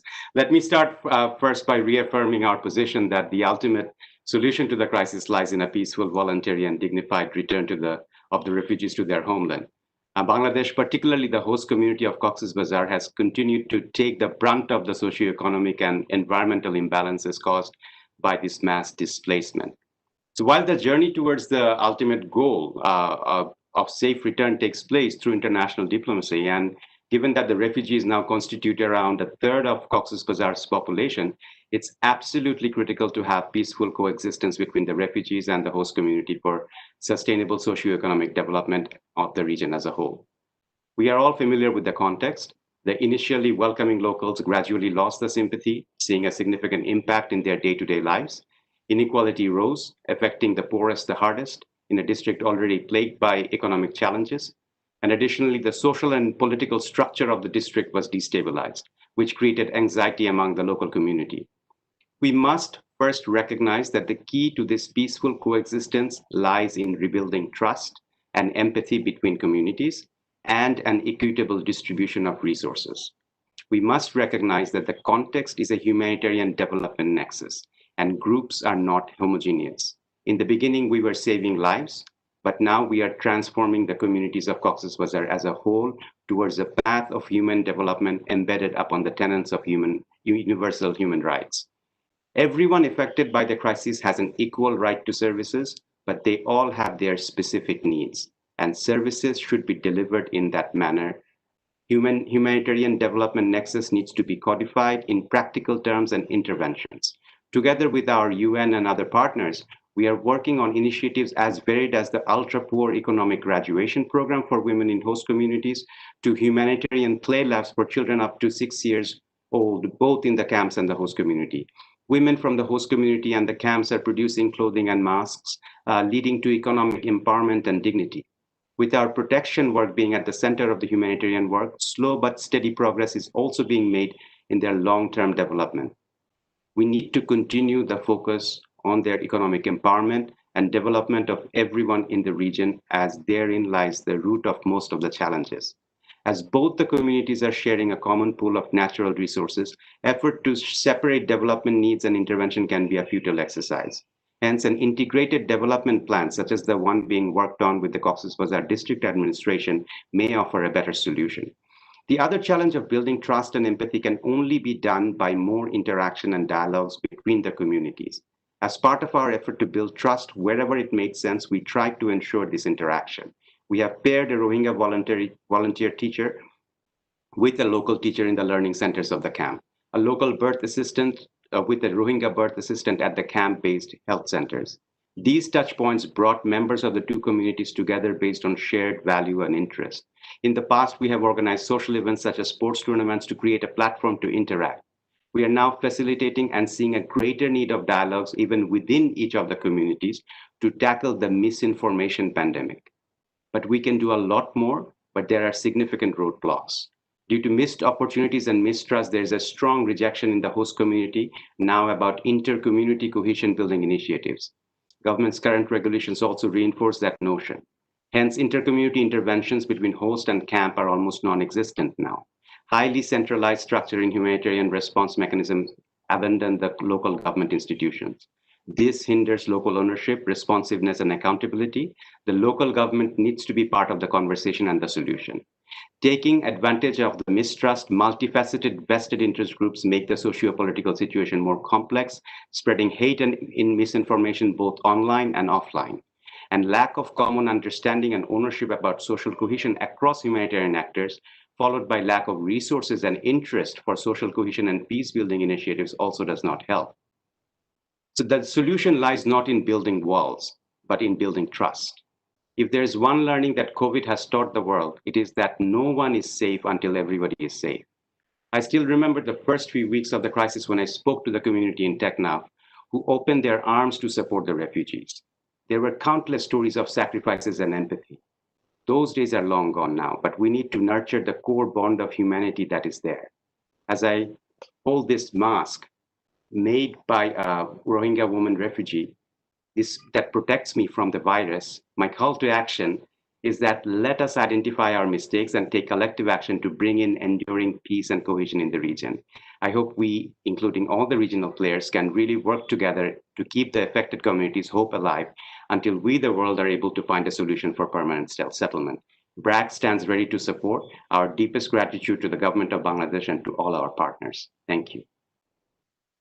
Thank you so much, Asif. So I think that we've come to the end of this session, more or less in time.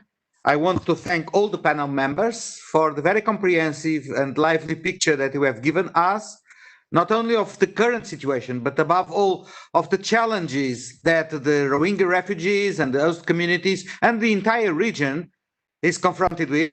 And therefore, I think that time has come for a new session on country statements of support, hoping that the burning issues just raised by my fellow panelists receive support from the countries that attend this very important conference. So I turn back to you, moderator, for the next session. Thank you so much for your kind attention. Thank you, Antonio. This is Arakan Ahmed of Wimbledon, Minister of State at the Foreign, Commonwealth and Development Office for the UK, responsible for South Asia and Commonwealth. It's great to be back with you. May I join Antonio in thanking all our speakers from the last panel for joining us today and sharing your organization's quite unique perspectives on implementing the response of the global community to the Rohingya crisis. You and the work of each of your organizations are truly invaluable. On behalf of all the co-hosts, we are proud to support the life-saving work that your organizations do.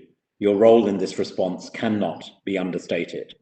Now, as Antonio said, I'm very pleased to invite statements of support from donor governments around the world so that we can collectively sustain the response to the Rohingya refugee crisis.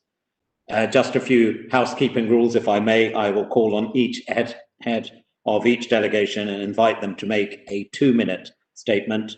And before we get started, though, I wanted to highlight that our colleagues and friends from Australia were unable to join us today. We will post their written statement on the conference website. But what I am pleased to do on the Australian government's behalf is announce $71 million contributed to the Rohingya response in 2020. And with that, it's my great pleasure to invite our first contributing donor country, which is Kuwait, the Honourable Minister of Foreign Affairs for State of Kuwait, His Excellency Ahmed Nasir Al Mohammed Al Sabah. The floor is yours. Thank you, Excellencies. Excellency, allow me to express my sincere thanks and appreciation to the United States, United Kingdom, European Union, and UNHCR for co-hosting a donor conference today. With the crisis faced by the Rohingya people in its 4th year, it is essential that we do not let it disappear from the world attentions. Hoping that this meeting will get the required success and contribute to put an end to the long-running severe target of Rohingya minority. The state of Kuwait values all international efforts aimed at highlighting the violence against the vulnerable minority of Arakan state, and stress the importance of the immediate ending of the causes of violence. We also stress the right of the Rohingya minority to return safely to their homes and have secure access to humanitarian aid. From the very beginning, the state of Kuwait recognized the suffering of the Rohingya. For that, when we launched our initiative to hold a donor conference for the Rohingya refugees in July 2017, under the co-chairman of the State of Kuwait, the EU, and the United Nations. During our non-permanent membership in the Security Council and through our co-president with Britain and Peru, we also enable an official visit for all members of the Security Council to Myanmar, Bangladesh during April and May 2018. On behalf of the State of Kuwait, I commend the efforts and endeavors made by the Republic of Bangladesh through their hosting of refugees and dealing with the financial, political, and social implication entailed in such massive crisis. Finally, I'm pleased to announce the provision of the amount of $5 million through Kuwait Fund. Thank you. Thank you very much, Honourable Minister. We will now move to the United Arab Emirates, and I would invite Her Excellency Reem Ibrahim Al-Hashmi, Minister of State for International Cooperation of the United Arab Emirates. It's lovely seeing you again, Your Excellency. The floor is yours. Thank you very much for having me, esteemed delegates, ladies and gentlemen. Let me begin by expressing our sincere gratitude to the co-hosts for convening this very important conference and also for maintaining the global focus on the Rohingya refugees and their incredible, generous host communities, especially Bangladesh. With all of the challenges brought forth by COVID-19, it is imperative that we, as an international community, reaffirm our commitment to those who must not be left behind.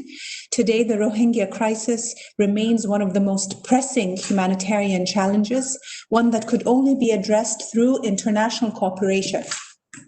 The pandemic has further exacerbated the already existing challenges faced by the Rohingya refugees, leaving the community even more vulnerable and even more marginalized.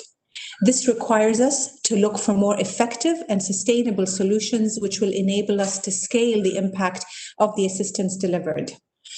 Last year, I had the privilege of actually visiting Cox's Bazar and saw firsthand the sheer scale of this crisis and its sheer complexity. The incredible resilience and courage of the Rohingya people in the face of adversity should certainly be acknowledged and admired. We in the United Arab Emirates stand in solidarity with the Rohingya refugees and have been a donor since 2017. We have also launched a special campaign to support women and children and also provide humanitarian assistance in different areas, health, education, water and sanitation, and many others, some through the UN and some through the ICRC as well. We advocate for a peaceful solution that allows for a voluntary and for a dignified return back home, and we will continue to place women and children at the heart of our response. And therefore, it is in that spirit that we are delighted to be able to pledge $5 million, of which $2 million will be allocated to UNFPA to address sexual and gender-based violence. Thank you again for continuing to keep this matter at the forefront of the attention of the international community. Thank you, Your Excellency. I will now pass the floor to His Excellency Jean Nazarbayev, Minister of Foreign and European Affairs of Luxembourg. Minister, the floor is yours. Thank you, dear Dr. Ahmed and dear Antonio too. Luxembourg has shown solidarity with the Rohingya since the beginning of the crisis in 2017, working closely with our multilateral partners, including the UNHCR. This crisis cannot be solved without putting an end to the culture of impunity which still prevails in Myanmar. We must continue to urge the Myanmar authorities to implement the order of the International Court of Justice indicating provisional measures to protect the right of the Rohingya. Luxembourg's humanitarian assistance to the Rohingya for 2020 includes the following three elements. First, we support the NGOs providing emergency assistance, access to education, and access to health services to Rohingya refugees in Cox's Bazar. Second, we support the World Food Programme, Rohingya refugee response in Bangladesh. And third, we support the work of the International Committee of the Red Cross and the UN OCHA's Myanmar Humanitarian Fund, providing vital humanitarian assistance to the Rohingya in Myanmar. In total, Luxembourg support will amount this year 1.17 million euros or close to $1.4 million US. We commit to maintain the same level of support for 2021. Luxembourg will continue to stand by the Rohingya alongside our international partners. Thank you. Thank you very much, Minister. It's now a pleasure to give the floor to my good friend, Rob Oliphant, Parliamentary Secretary to the Minister of Foreign Affairs of Canada. Rob, the floor is yours. Thank you, Lord Ahmed, and thanks to you and the US, the European Union, and the United Nations High Commissioner for Refugees for your hosting of this conference.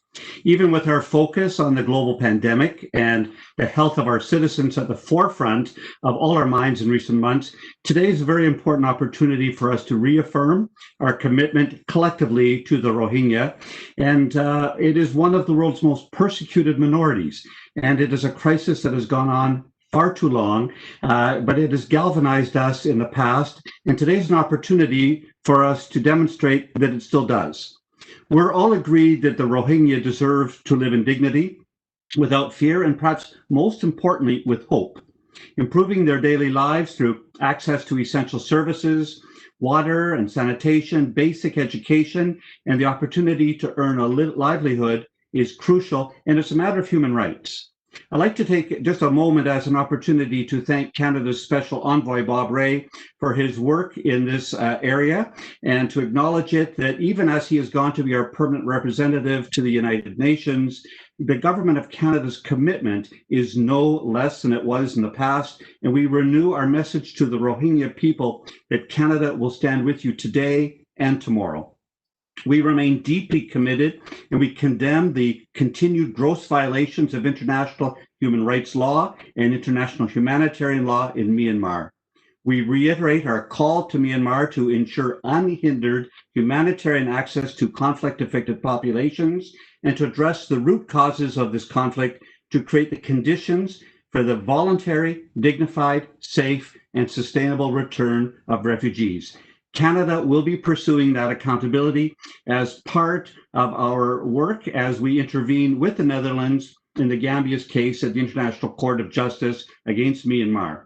We remain a dedicated partner and will deliver on a strategy to respond to the Rohingya crisis announced in 2018, which commits $300 million over 3 years to address humanitarian, development, and peace and stabilization needs.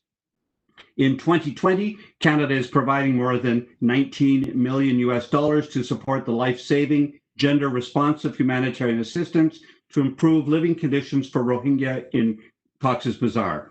We're currently the 6th largest single country donor, but we would not be at all displeased to be replaced by that as other countries. We will maintain our donations, but we would never be displeased to be displaced by others as we commend partners, multilateral agencies, NGOs, but most importantly, we commend the Rohingya people for their tenaciousness and their courage, as we saw in Omar's film school presentation. Lastly, I would very much like to commend Bangladesh for its continued generosity in hosting Rohingya, particularly as Bangladesh is now responding to its own economic crisis from the global pandemic. We remain fully committed to helping them in both these situations. We commend the people of Aceh and Bangladesh for their actions in saving people at sea. We encourage Thailand, Malaysia, and Indonesia to accept Rohingya arriving on their shores to ensure critical needs are met. Moving forward, we will continue with our multi-year strategy, upholding human rights and providing for basic needs. In closing, we rededicate ourselves to working with Rohingya and the international community for its durable solutions, respecting the rights and dignity of Rohingya people. Thank you. Thank you, Minister. And I now pass the floor to Per Ollison Frid, State Secretary to the Minister for International Development Corporation of Sweden. The floor is yours. Well, thank you very much. And first of all, let me thank the USA, the EU, UK, and UNHCR for co-hosting this important conference. It comes very timely. I would also like to highlight the efforts of the government of Bangladesh to support the Rohingya refugees in a very dire situation and for the humanitarian response. Sweden is deeply concerned about the escalation of violence and continued human rights violations in Rakhine. Also, the latest reports on violence in Cox's Bazar refugee camps are worrying. And we call for genuine efforts to address these negative trends, also with an ambition to improve relations between host communities and refugee settlements. And we are, of course, ready to support. Let me today raise 3 important points. First, Sweden stands firmly behind the UN's active engagement. The message from the international community must be clear. A sustainable solution must include safe, voluntary, and dignified return of Rohingya refugees and IDPs. Since this is not yet possible, there is a need for increased efforts to address the root causes of the current situation. Human rights violations, including discrimination of the Rohingya people in Myanmar, must come to an end. A process of accountability for those responsible for serious crimes of international law, which was the cause of the uprooting Rohingya refugees and IDPs from their home, is key for sustainable return.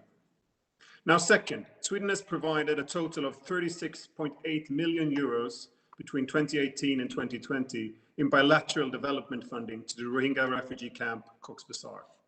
In 2020, the total disbursement from Sweden to the Rohingya response in Bangladesh is approximately 14.8 million euros, including an extra 1.2 million euro for the fight against COVID-19. Sweden is proud to be the #1 donor of unearmarked funding to UNHCR. Sweden is also a major donor of humanitarian assistance as well as development cooperation in Myanmar. Third, and let me stress this, with today's COVID-19 crisis and risks of deteriorated health situation, predictable, flexible, and timely funding is needed more than ever. Now let me end by reiterating my deep appreciation to the humanitarian actors present here today and out there in the field, and the organizers and co-hosts for enabling a continued and sustainable support for the Rohingya refugee situation. Thank you very much. Thank you very much. And now I invite Her Excellency Trine Ras Tigesen, State Secretary for Development Policy of Denmark. State Secretary, the floor is yours. Thank you. And thank you very much to the co-sponsors for organizing this very, very important and timely conference. It is crucial with continued support to the Rohingya refugee response. The situation for the refugees continues to be severe, and their presence continues an unsustainable burden on the host communities. Now also, the host community is now also challenged by the COVID-19 pandemic. Let me commend the hospitality and generosity of Bangladesh and other host communities in receiving and assisting refugees in desperate need of protection. As time passes, it becomes vital that all relevant parties continue the efforts towards lasting peace, security, and rights for all people in Rakhine. Lasting peace is a precondition for return and long-term durable solutions. We call on all parties to remain positively engaged in realizing this aim. Denmark has continuously called for accountability for those responsible for human rights violations and abuses in Myanmar. We are concerned about the continued human rights violations in Rakhine. Therefore, we have over the last years supported reconciliation among Rakhine and Rohingya communities. In the absence of peace, we must continue to uphold humanitarian and development operations in Rakhine, in Bangladesh, and in other host communities to support refugees, internally displaced and affected local communities. In this, we underline the need to offer both internally displaced and refugees access to livelihoods and social services in support of dignified lives, increasing self-reliance and reducing dependency on humanitarian assistance. We also stress the need to alleviate the burden on local host communities. To achieve this, we call on all parties to facilitate full and unhindered humanitarian access. I'm pleased to announce that Denmark will for 20 and 21 contribute $14.7 million to humanitarian and development efforts in Bangladesh and Rakhine State. The funding for 21 is being subject to approval by relevant authorities. In addition to our annual core contribution to UNHCR of $37 million, Denmark also contributed more than $15 million to UNHCR's global COVID-19 response, which include efforts targeting refugees, internally displaced and affected local communities in the region. Let me close by echoing many others. We call on all the governments in the region and the international community to invest all possible efforts in bringing a peaceful solution to the flight of the Rohingya and affected host communities. This must involve agreements and support that can provide the necessary framework for safe, dignified and voluntary return for refugees to their homes. Thank you. Thank you very much. And now I will ask Brigitte Talazar, Deputy Director General for International Cooperation in the Kingdom of Netherlands. The floor is yours. Thank you, Lord Ahmed, and thank you also to the co-organizers to host this important meeting. Bangladesh and other countries have hosted the Rohingya refugees when they needed it most. We're deeply appreciative of that humanitarian act and for the commendable work of all humanitarian actors. The international community must sustain its generous support to both forcibly displaced Rohingya and host communities to ensure their protection and well-being. This morning, I spoke with Rohingya representatives. They spoke of the acute challenges the Rohingya face, including gender-based violence, disenfranchisement, and an increasing sense of despair.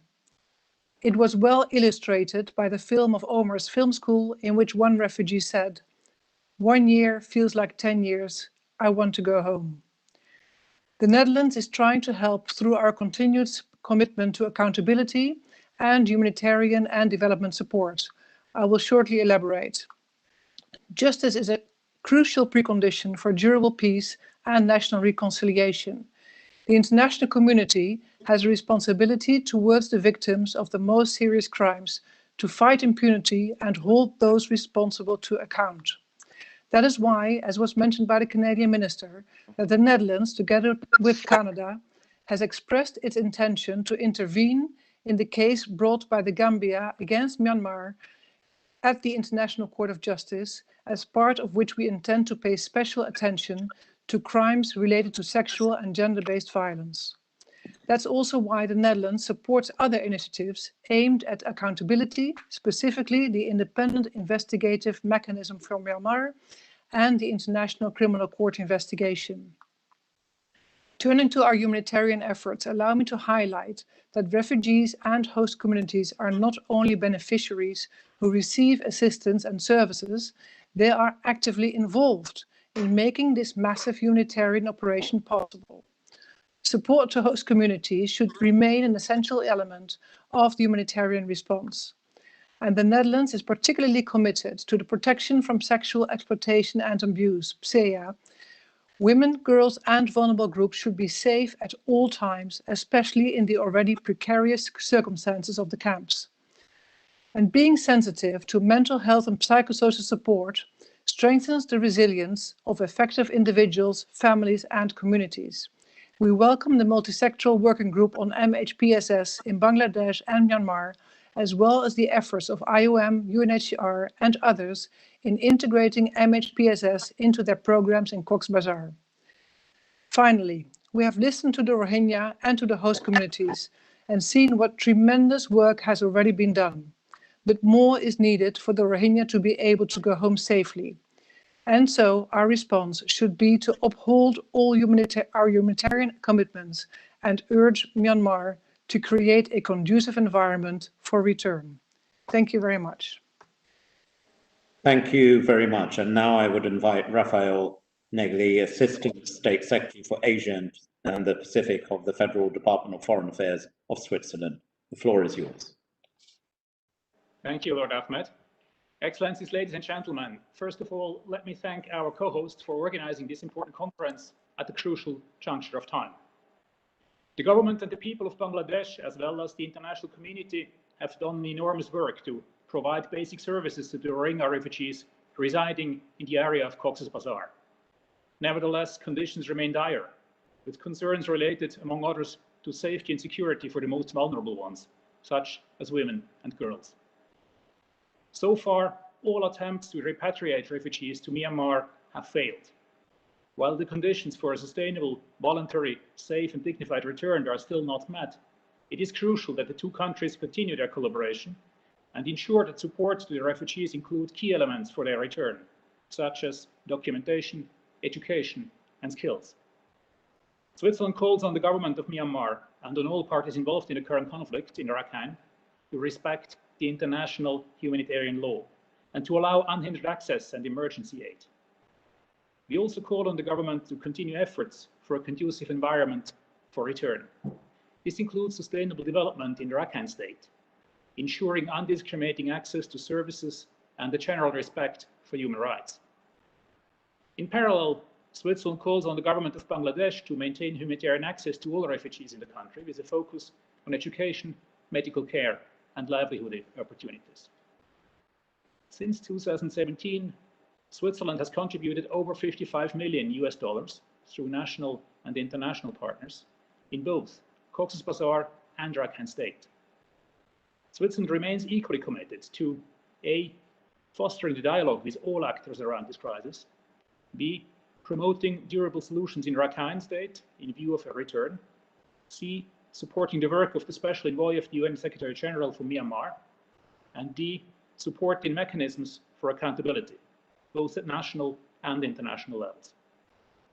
In conclusion, Switzerland salutes the solidarity demonstrated by Bangladesh and by the national and international humanitarian actors. The Rohingyas, wherever they live, deserve our support. Thank you, Mr. Chair. Thank you very much for your contribution. I now yield the floor to Commissioner Lelicic from the European Union. Commissioner, over to you. Thank you, Lord Ahmed. I now give the floor to Her Excellency Maria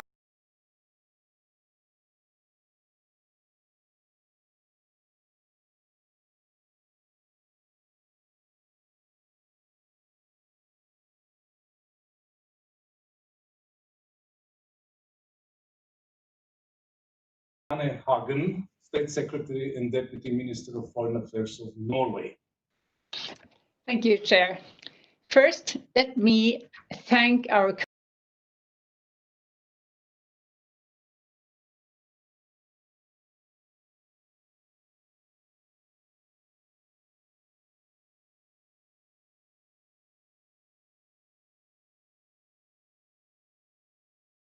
co-hosts for organizing today's important event. Norway commends the government and people of Bangladesh for the generosity and solidarity that they have shown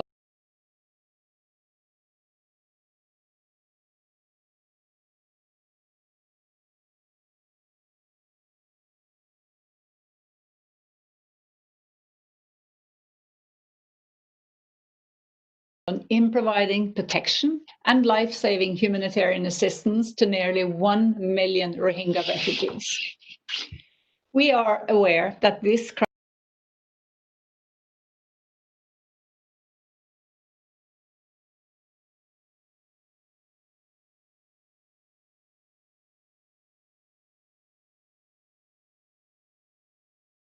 crisis has placed a heavy burden on local communities in the Cox's Bazar district and beyond.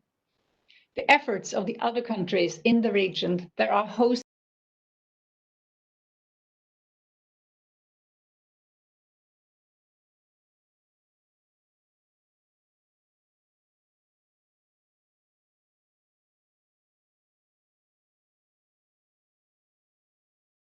Rohingya refugees are also greatly appreciated.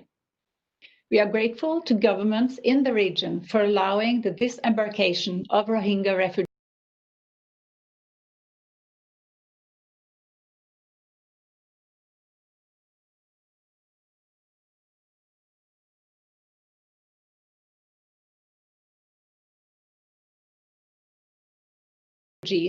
in distress at sea. The primary responsibility for creating an environment that allows for the safe, dignified, and voluntary return of the Rohingya refugees lies with the government of Myanmar. Myanmar, Bangladesh, the UN, and regional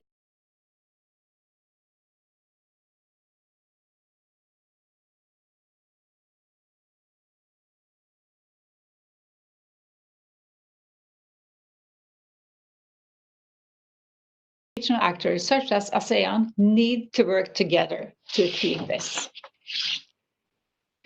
Although progress has been made, we remain worried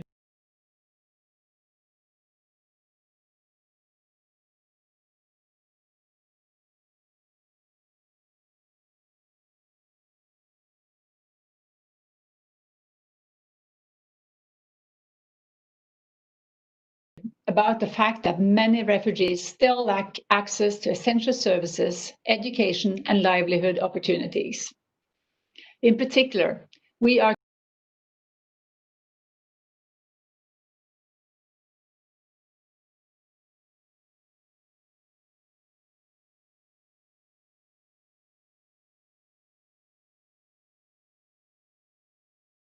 concerned about women and girls and children. Their protection needs have increased during the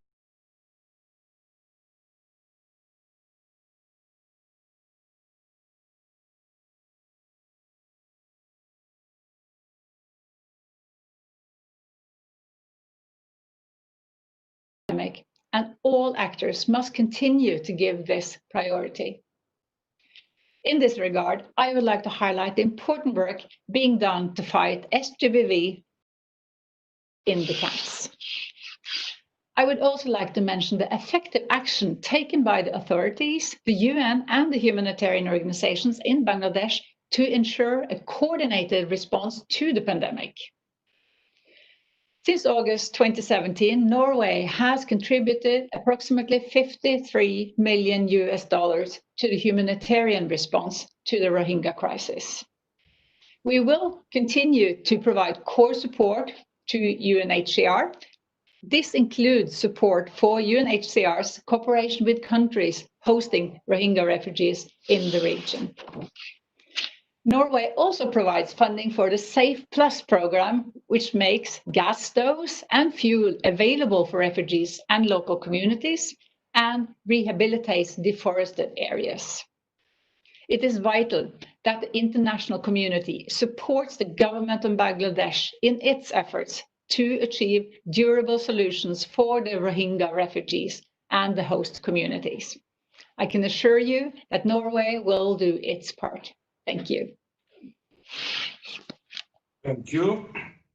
I now give the floor to His Excellency Yavuz Selim Kiran, Deputy Minister for Foreign Affairs of Turkey. Thank you very much, Chair. Honorable Ministers, dear friends and colleagues, I thank to the co-hosts and the organizers for holding this very important meeting today. First of all, I wish to express my happiness for the swift recovery of my dear friend Filippo Grandi. Rohingya crisis is among the greatest tragedies of our times. The Rohingya Muslims are in desperate need of our help and assistance. I hope this meeting will help us to see where we stand on our collective efforts. From the very beginning, Turkey engaged with and strongly supported the just cause of the Rohingya Muslims. Deprived of all basic humanitarian necessities, the Rohingya Muslims deserve the support of the international community. Therefore, we want to ensure voluntary, safe, and dignified return of the Rohingya Muslims to their homes in Myanmar. To this end, the international community must speed up its efforts. Turkey continues to stand with the countries which opened their doors to Rohingya refugees. Primarily, Bangladesh deserves appreciation encouragement, and support for shouldering the heavy burden of aiding and sheltering over 1 million Rohingya refugees. As we face this humanitarian tragedy, it is critical to improve the conditions under which they are forced to live. This is clearly a crisis with international dimensions. Therefore, it requires a collective global response. In view of this, Turkish aid organizations are in the field since the beginning of this crisis in 2012. We are not only in Myanmar, but also in the refugee camps in Cox's Bazar, Bangladesh. Our first lady, Emine Erdoğan, accompanied by our foreign minister, Mevlüt Çavuşoğlu, visited Cox's Bazar in September 2017, soon after this crisis broke out. We have been providing humanitarian and development assistance without discrimination. For the last 8 years, Turkish aid efforts and projects amounted to $65 million. Turkey operates the only field hospital in Sector 9 of the refugee camp in Cox's Bazar. In addition, Turkish Cooperation and Development Agency, TİKA, Turkish Red Crescent, and Turkish Foundation for Religious Affairs have undertaken multiple projects in Myanmar, Rakhine State, and in Bangladesh. These projects include a total of over 8,000 housing units, 1,200 temporary shelters, 36 schools, and 5 education centers. As our President Recep Tayyip Erdoğan underlined, Turkey will continue its humanitarian relief program for Rohingya people, as it has been the case since day one. Faithful to this promise, Turkey pledged to undertake various projects worth approximately $6 million in 2021. We expect solidarity among the participating states and organizations of this conference. We should not fail in our collective efforts to help the Rohingya people if we wish to set an example for the rest of the humanity. Thank you very much. Thank you. I now give the floor to Mrs. Anne Guéguin, Deputy Secretary General of the Ministry for Foreign Affairs of France. Thank you, Mr. Chair. On behalf of France, let me warmly thank UNHCR, the US, the UK, and the EU for taking the initiative of this donor conference. More than 3 years after the violence that forced them to flee, the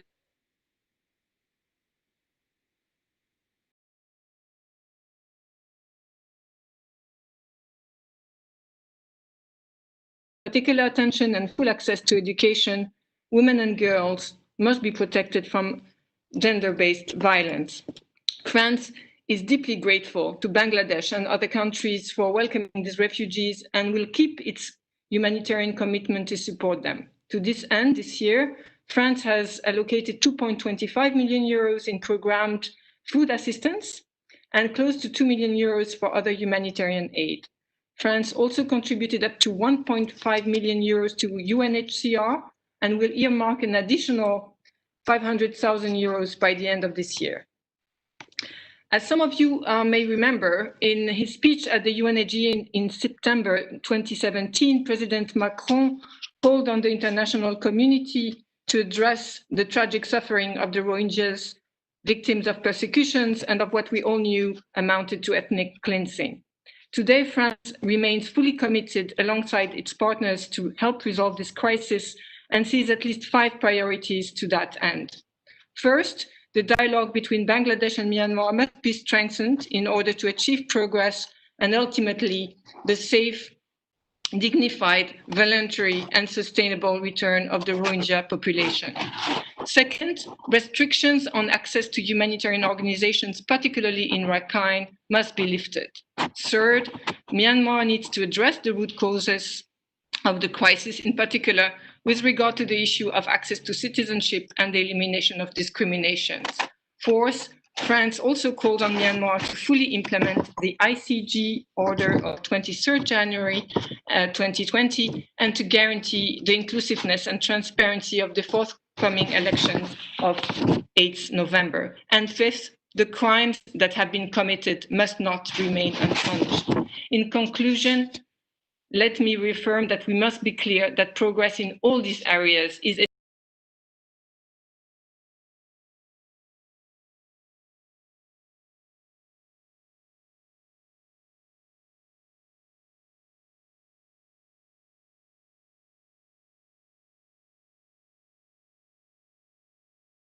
return of the Rohingya refugees to Myanmar. Thank you. Thank you. Some of the heads of delegation were not able to join us.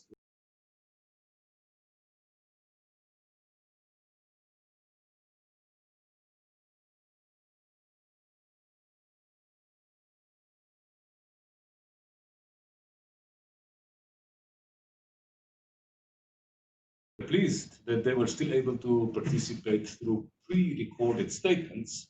And now we will hear from the representatives of Germany, Finland,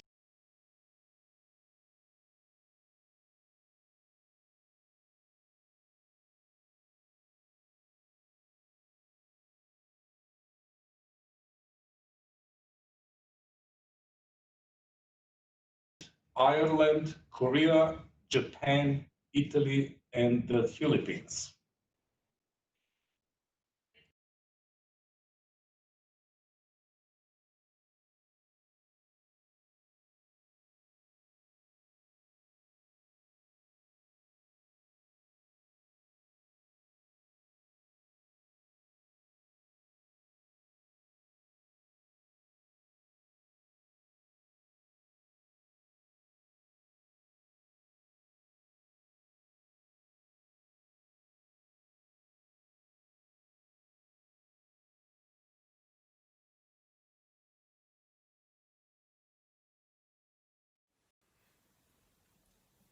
Commissioner Grundy, High Representative Borrell, Minister of State Lord Ahmed, Deputy Secretary Begin, Excellencies, ladies and gentlemen. These are challenging times. Our countries are fighting COVID-19 and the pandemic has made one thing very clear. Those who have already been vulnerable in the past are suffering the most. Germany therefore highly appreciates that this conference is drawing the attention to the Rohingya crisis. Many Rohingya have sought refuge in neighboring countries, and this crisis is far from over. We highly appreciate the generosity and continued support of the host countries in the region, first and foremost Bangladesh. Germany remains committed to providing humanitarian assistance, and we will continue to support the government of Bangladesh. In addition to our previous funding, Germany pledges another 3 million euros of humanitarian assistance and up to 31 million euros of development cooperation funds to assist in particular Bangladesh. This brings the total German support since 2017 to up to 194 million euros. Germany has already pledged 450 million euros of extra funding for COVID-19 relating humanitarian assistance worldwide, contributing to the GHRP and the appeal of the International Red Cross and the Red Crescent movement. We strongly support UNHCR's pivotal role and urge all parties concerned to grant UNHCR the necessary humanitarian access. This includes Bashar Char and the proposed resettlement areas and camps in Myanmar. We particularly call on UNHCR and the government of Bangladesh to realize the much-needed technical evaluation mission to assess the conditions in Bashar Char. Ladies and gentlemen, the origins of this crisis lies firmly within Myanmar. We are worried that the worsening humanitarian situation, especially in Rakhine. Humanitarian actors need unimpeded and sustained access and must be able to deliver humanitarian assistance in full accordance with the humanitarian principles. I strongly urge the Myanmar government to grant these access. A ceasefire in Rakhine State is indispensable. We hope that our joint efforts will soon bear fruit and lead to an ending of this crisis, allowing the Rohingya to return to their home country. Thank you very much.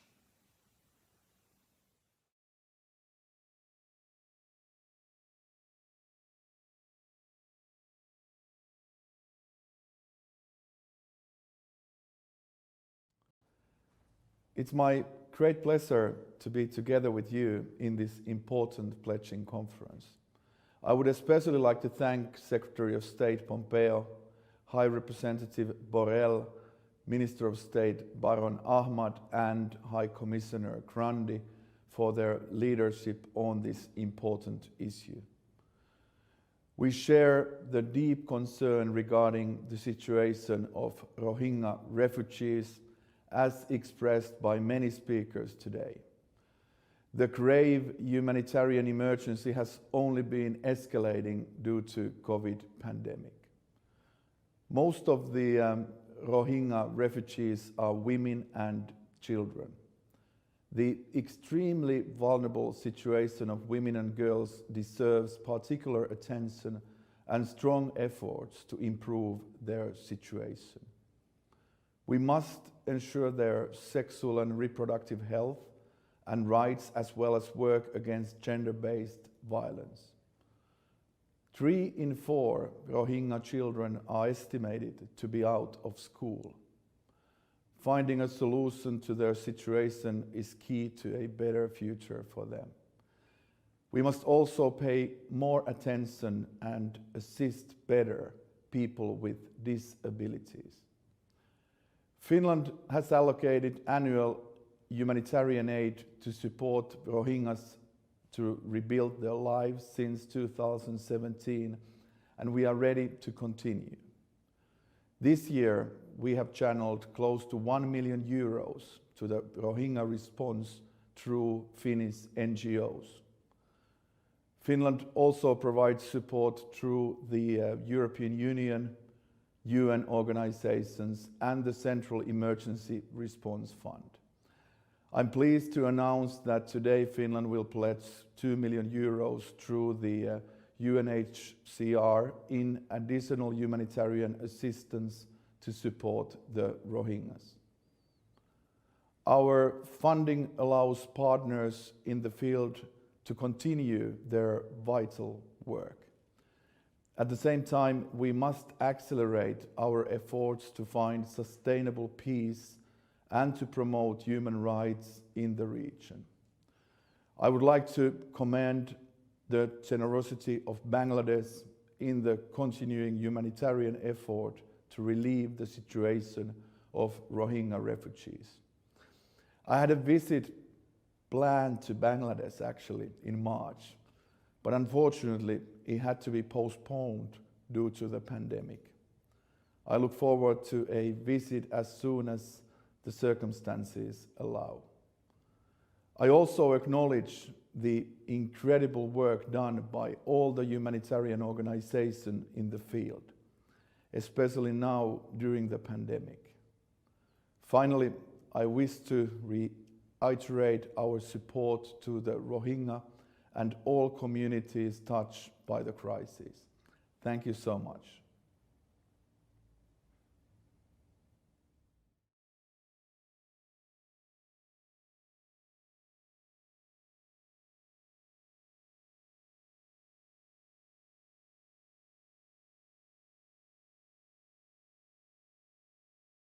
I would like to thank the hosts of this meeting, the EU, the US, the UK and the UNHCR. Ireland is committed to promoting a more secure world. This includes providing humanitarian assistance to the most vulnerable. COVID-19 has had a massive impact on all our countries, but refugees are among the most exposed to the pandemic. Ireland has provided additional unearmarked support to the World Health Organization and the UNHCR's global COVID-19 responses. Ireland remains deeply concerned by the plight of the Rohingya refugees and internally displaced persons. We recognise the support of the host governments and communities in both Bangladesh and in the region. To date, Ireland has provided direct funding of over 4.6 million euros to the Rohingya crisis in both Bangladesh and Myanmar, since the Myanmar military operations began in late 2017.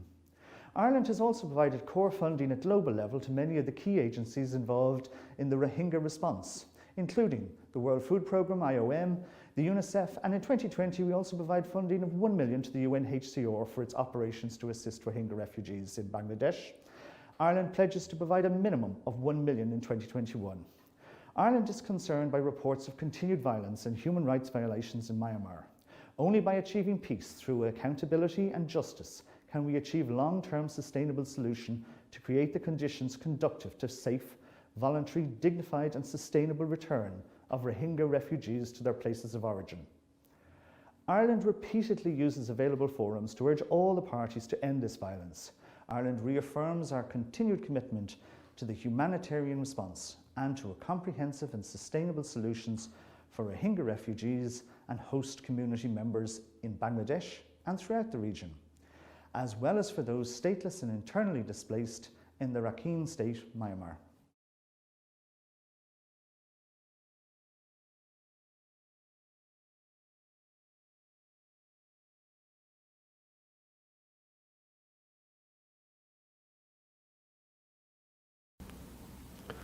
Allow me to begin by expressing my appreciation to the co-hosts for convening this important conference in the midst of a global pandemic. I hope the conference will help build further momentum towards a future of sustainable development and peace in Myanmar and the region. Like other countries, the Republic of Korea remains deeply concerned over the protracted humanitarian situation of the Rohingya refugees, which has further deteriorated due to COVID-19.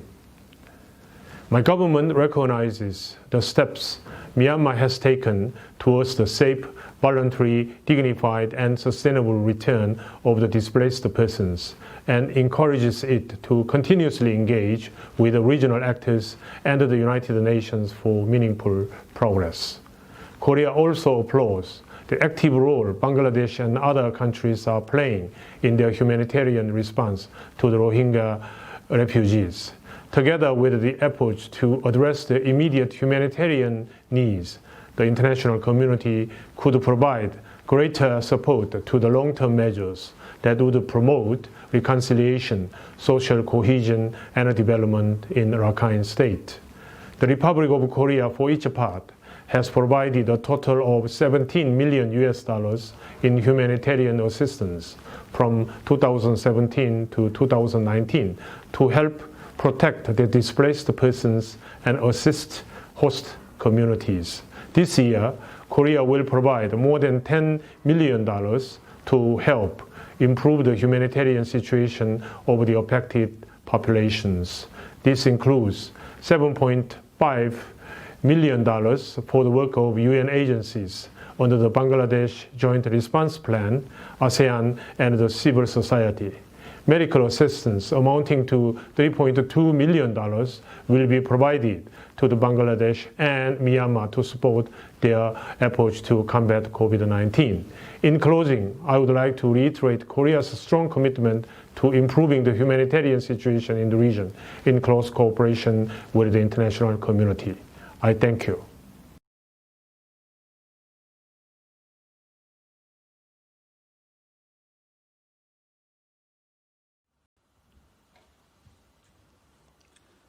外務大臣政務官の國場幸之助です。本日の会議開催にあたり、イニシアチブを取られた米国、英国 EU、UNHCR に感謝申し上げます。この重要な取り組みに参加できることを光栄に思います。また、新型コロナウイルス感染症や避難長期化の影響がある中、バングラデシュ政府による避難民の継続的な受け入れと保護に改めて感謝を表します。そして、アンダマン海を漂流する避難民を受け入れているマレーシア、タイ、インドネシア等の ASEAN の各国の人道的対応を評価していることをお伝えいたします。日本政府は2017年以来、国際機関、NGO や JICA を通じ、バングラディッシュで保護されている避難民やホストコミュニティの生活環境改善のため、計約 1.3 億米ドルの支援を実施してきました。また今般、日本政府は避難民の食料安全保障とホストコミュニティの生計向上のため、WFP と連携した500万米ドルの追加支援を決定したことを皆様にお伝えします。ミャンマーにおいては国際機関と連携し、ラカイン州での人道支援や避難民帰還に向けた環境整備支援として約6400万米ドルの支援を実施しています。本問題の解決には国際社会全体の協力が必要です。日本は引き続き避難民の早期帰還の実現に向け、ミャンマーに対しラカイン州の状況改善を含む具体的な取り組みを促していくとともに、バングラデシュの取り組みを最大限支えていきます。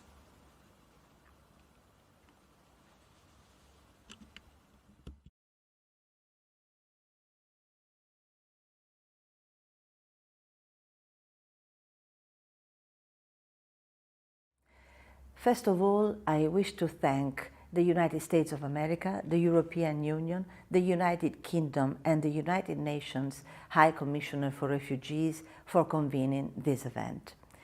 Dear friends, the humanitarian situation that affects the Rohingya people is dramatic. We are aware of it. They face violence and discrimination in addition to the risks related to natural disasters. Since 2017, when the largest and fastest refugee influx from Myanmar into Bangladesh began, Italy has provided humanitarian assistance to the Rohingya people and the Bangladeshi host communities, who have shown an incredible and commendable solidarity. Bangladesh deserves continued support in order to face the situation in the camps. Those who fled Rakhine must be able to return voluntarily, in safety and with dignity. To do so, it is necessary that Myanmar and Bangladesh cooperate under the supervision of UNHCR. Conditions for return must be met quickly, especially considering the current COVID-19 pandemic, which is rapidly spreading in refugee camps. The implementation of a nexus approach with an integrated humanitarian development peace response is of the utmost importance to find a durable and sustainable solution to the current crisis. The situation in the refugee camps, both in Bangladesh and Myanmar, might have a negative spillover effect, spreading instability all over the region. Even though the humanitarian crisis is a priority, we need to address the root causes of the crisis, as foreseen in the Annan report. This is why we support the work of Ambassador Christine Schraner-Burgener, a special envoy of the Secretary General of the United Nations. We rely on the civilian leadership in Myanmar to stand up and to do its best to stop violence, address discrimination, and ensure accountability for those responsible of atrocity and gross violations of human rights. More can be done, also to facilitate access to healthcare, education, and the recognition of citizenship for the Rohingya population in Myanmar. The Italian government has been supporting the democratic transition in Myanmar since its inception. The upcoming elections next November are an opportunity to drive forward human rights commitments and the rule of law in the agenda of the government. National reconciliation and sustainable development can help the country embrace a fully democratic system of governance. I reaffirm Italy's commitment to addressing the humanitarian situation of Rohingya people and those communities with a contribution of €2 million, equally distributed for humanitarian activities both in Bangladesh and Myanmar in support of food security within the COVID-19 response and protection. Thank you.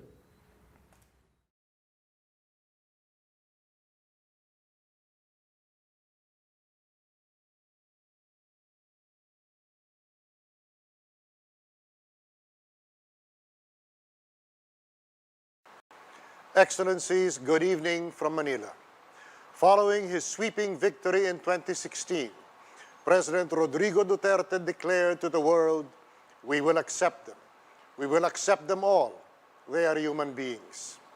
He was referring to the Rohingyas, people who live almost 2,000 miles away from the Philippines, across barriers of geography, culture, language, and politics. But these considerations were irrelevant to my president. For him, they are human beings, and that's all that matters. Since then, year after year, he has repeated these words with consistent conviction and clarity. Not a clarion call, never an outburst. He speaks with resounding earnestness. The hand-wringing world of talk-gooders won't admit it, but it knows this is not lip service. This is an open door.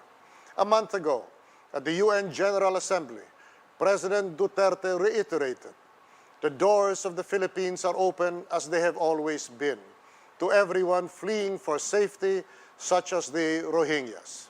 The Philippines continues to honor this humanitarian tradition in accordance with our obligations under the 1951 Convention on the Status of Refugees and the 1967 Protocol. But allow me to tell you this simple truth. What really binds us to this obligation is deeper than anything that could ever be written on paper. It is the Filipino heart, which in our language we call malasakit, a term that has no counterpart in the English language. It means even more than caring for another than for oneself, because it is ordinary for women to care for their children that way. It means caring to the point of sharing the pain.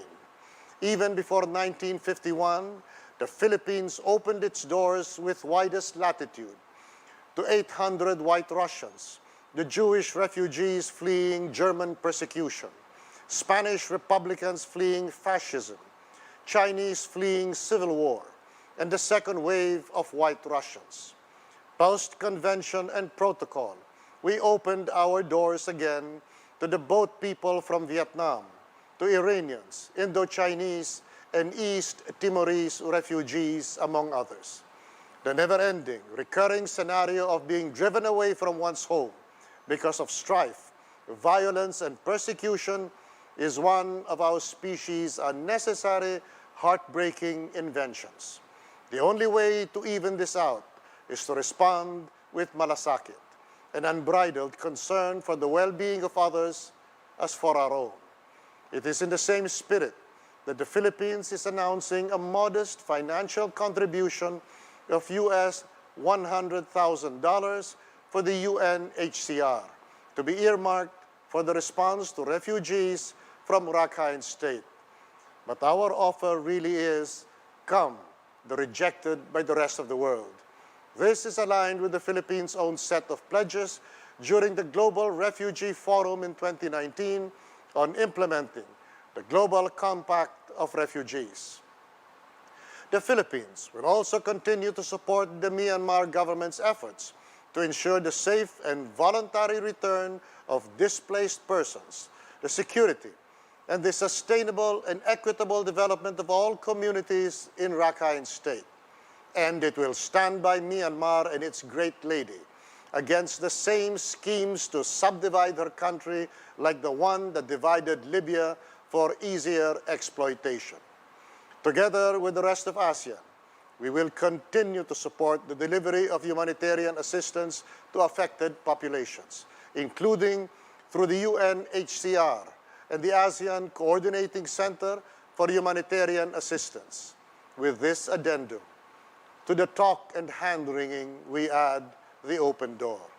I thank our partners, the United States, the European Union, the United Kingdom, and the UN High Commissioner for Human Rights for organizing this virtual conference.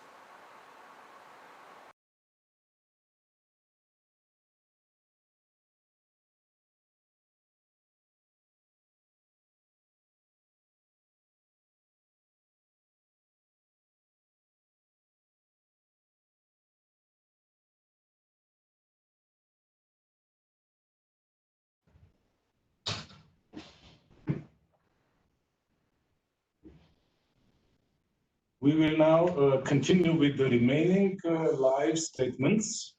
I now give the floor to Her Excellency Sybille de Cartier, Ambassador of Belgium to Thailand, Cambodia, Myanmar, and Laos. Good evening. Belgium thanks the United States, the European Union, the United Kingdom, and UNHCR for the organization of this timely conference. Belgium remains concerned by the situation of the Rohingya refugees and hope that steps are taken without delay to allow the refugees to return home in a safe, dignified, and sustainable environment. The Advisory Commission on Rakhine State provides important recommendations that need to be implemented without delay to allow communities to return home and live side by side peacefully. Meanwhile, the unhindered access of humanitarian workers to the refugees and IDP is essential. My country praised the incredible solidarity and humanitarian support given by Bangladesh particularly, and also other neighboring countries, and thanked them for providing a safe haven to the refugees. As non-permanent member of the Security Council, Belgium continued to insist to keep this important issue on the multilateral agenda. Belgium would like to draw the attention to the fate of Rohingya women and girls and the importance of humanitarian assistance to take into account their gender-specific needs, including their protection against gender-based violence and trafficking. Moreover, women need to be actively involved in the decision-making. Belgium is and will remain a strong supporter of the international humanitarian organizations. In this context, Belgium has allocated nearly 200 million euros in 2020 for humanitarian organizations, including the United Nations Central Emergency Response Fund, UNHCR, ICRC, WFP, OCHA, and IOM. To ensure a quick and efficient humanitarian response to the virus crisis, an important share of Belgium's support to this organization is allocated as a core funding. This allows humanitarian actors to use these funds in a flexible way where it is urgently needed, including to deal with the Rohingya refugee crisis. Belgium intends to continue its strong humanitarian commitment at the same level in 2021. I thank you. Thank you. I now give the floor to Her Excellency Minna Liina Lind, Ambassador at Large for Human Rights of Estonia. Thank you very much to the co-hosts of today's conference. And it is essential that the global community continues to show commitment to the plight of Rohingya refugees. Estonia values highly the efforts made by Bangladesh and other countries in hosting the Rohingya refugees, especially as the conditions for coping with this humanitarian crisis have become even more challenging during the global pandemic. Estonia commends the UNHCR's tireless work in protecting the forcibly displaced population in the Cox's Bazar as well as other places inside and outside of Myanmar. In order to share the burden of the long-term humanitarian crisis of hosting the refugees, Estonia will contribute 50,000 euros through the UNHCR. At the same time, the global community needs to work together in order to ensure safe, voluntary, and dignified return of Rohingya refugees to their homes in Myanmar. We remain deeply concerned about the continuous reports of human rights violations in Myanmar, including in the Rakhine State. In closing, we strongly support strengthening of the linkages and synergies of the international community in order to find a sustainable solution for the Rohingya refugees. I thank you. Thank you. I now give the floor to Her Excellency Daniela Gitman, Secretary of State of Romania.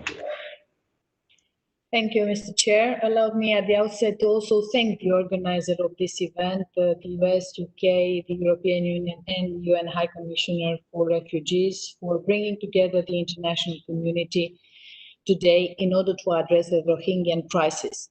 Romania follows with great concern the human rights situation in Myanmar, and in this respect, I want to underline my country's full support for all the efforts towards a just and durable solution for the Rohingya issue, in line with international law and human rights principles. The real solution for the Rohingya crisis is addressing the root causes of it. From this perspective, we welcome the endorsement of the government of Myanmar of the recommendation of the Advisory Commission on Rakhine State, and we expect Myanmar to proceed to their credible and full implementation. This would enable the voluntary, safe, dignified, and sustainable return of the Rohingya refugees to their places of origin. Beyond the humanitarian suffering and the poor critical services in host communities, The spread of the COVID-19 pandemic has worsened Rohingyans' living condition and has added new challenges to an already complex and massive refugees emergency. We must identify a comprehensive solution for these immediate priorities. Romania considers that the international community and countries in the region must also adapt to critical new needs and expand the search for the solutions. At the same time, we believe that this is necessary to acknowledge that accountability is an imperative for long-term reconciliation. The persistent report of serious human rights violations and abuses committed against Rohingya and other minorities in Myanmar cannot and should not be ignored. Therefore, we support an international, independent, fair and transparent investigation into the human rights violations in order to hold perpetrators accountable. Finally, yet importantly, Romania welcomes the solidarity shown by regional governments, including Indonesia, as well as the enormous and continued efforts deployed by the government of Bangladesh in supporting the Rohingya people in cooperation with UN agencies and other humanitarian actors. While praising their consistent efforts, we also call on all the countries in the region, including ASEAN member states, to further engage with the government of Myanmar in order to achieve a just and durable solution of the Rohingya crisis.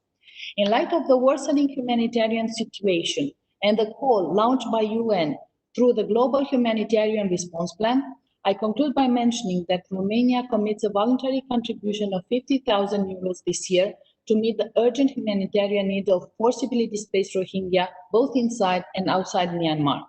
This is fresh money in addition to our projects already included in the Romanian Development Cooperation Multi-Annual Programme until 2023, mainly in areas such as education and sustainable development. Thank you, Mr. Chair. Thank you. I now pass the floor back to my fellow moderator, Carol O'Connell, Acting Assistant Secretary of the United States. Carol, over to you. Thank you very much, Mr. Commissioner, for facilitating the remarks of these donor countries. We appreciate it. I am now pleased to call on ICVA, the International Council of Voluntary Agencies, to deliver a joint statement on behalf of all non-governmental organization implementers to the response. Yeah, thank you. Dear Mrs. Chair, distinguished delegates, thank you for the opportunity to present these collective NGO perspectives on how to strengthen support for over 1 million Rohingya in need of assistance in Bangladesh and the regions. 3 years after the violence in Myanmar led to massive internal and cross-border displacement, it remains critical to remain a sense of hope and stability among Rohingya. This entails allowing full and unfettered humanitarian access while strengthening the Rohingyas' capacity to cope with current health, protection, and socio-economic shocks. In this context, representing a wide variety of NGOs, this statement offers the following recommendations. First, on promoting human rights and durable solutions, key is addressing the root cause of displacement through a political resolution to the conflict in Arakan state that demonstrates a commitment to international justice and accountability. In tandem, the search should be prioritized based on the voluntary and meaningful participation of all affected communities and the particular experiences of children, women, the elderly, and persons with disabilities. Therefore, Myanmar must create conditions for the dignified, voluntary, safe, and sustainable return of refugees and IDPs, using the Rakhine Advisory Commission recommendations as blueprint and fully respecting Rohingyas' human rights. Second, on supporting refugee hosting, donors must renew their support to host governments to ensure Rohingyas' safety and dignity. More equitable responsibility sharing arrangements are urgently needed, including on search and rescue and safe disembarkation. A coordinated approach to the refugee response and host community programming should prioritize integrated protection support, access to multiple sectoral health services, and restore pre-COVID-19 programming, including on child protection, GBV services, income-generating programs, and education. Long-term, multi-year program should also be facilitated to support livelihoods and gender transformative projects addressing addressing women's vulnerability and gender inequalities. Re-establishing safe telecommunications is also critical for communities to access the information they need, particularly on COVID-19, and facilitate online education. Moreover, we highlight that repatriation or relocation of Rohingya refugees should happen with informed, voluntary consent in conditions of safety and dignity. And now third, on funding for NGOs and playing a critical role in delivering quality service, we welcome the solidarity, the generosity that has been shown today. The funds raised today will also go to the NGOs involved in the response and request clear criteria and parameters on meaningful consultation with NGOs to ensure areas prioritized for funding are based on assessed humanitarian needs coupled with clear, achievable timelines. And finally, funds raised should be flexible, dispersed quickly, and bring additionality through new unearmarked and multi-year commitments. Follow-up and monitoring mechanisms should also be clarified to evaluate progress and maintain momentum for solidarity. The use of local resources, including human resources, should be promoted. I invite you to read our community's full statement online, and thank you for the time offered on this important conference.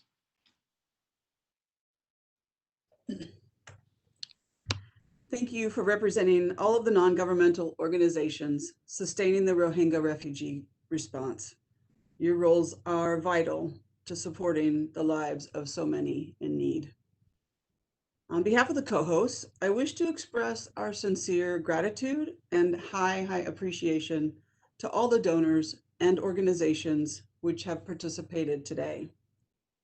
I now invite High Commissioner Grandi to deliver the joint closing announcement on behalf of the United Kingdom, the United States, the European Union, and the United Nations High Commissioner for Refugees. But before I turn the floor over, the co-hosts will be releasing on UNHCR's conference website the closing statement, along with country and organization names of all participants, as well as the written statements of delegations that were unable to join us today. Thank you all, but first, High Commissioner Grandi, the floor is yours. Thank you, Carol. I will now read on behalf of the co-hosts, whom I want to thank again, the agreed joint closing announcements. We are grateful to all who have participated in today's conference, including those who have announced or pledged funding for the international humanitarian response, those who are supporting members of the Rohingya communities in other ways, not least by hosting them, and most importantly, representatives of the Rohingya communities themselves.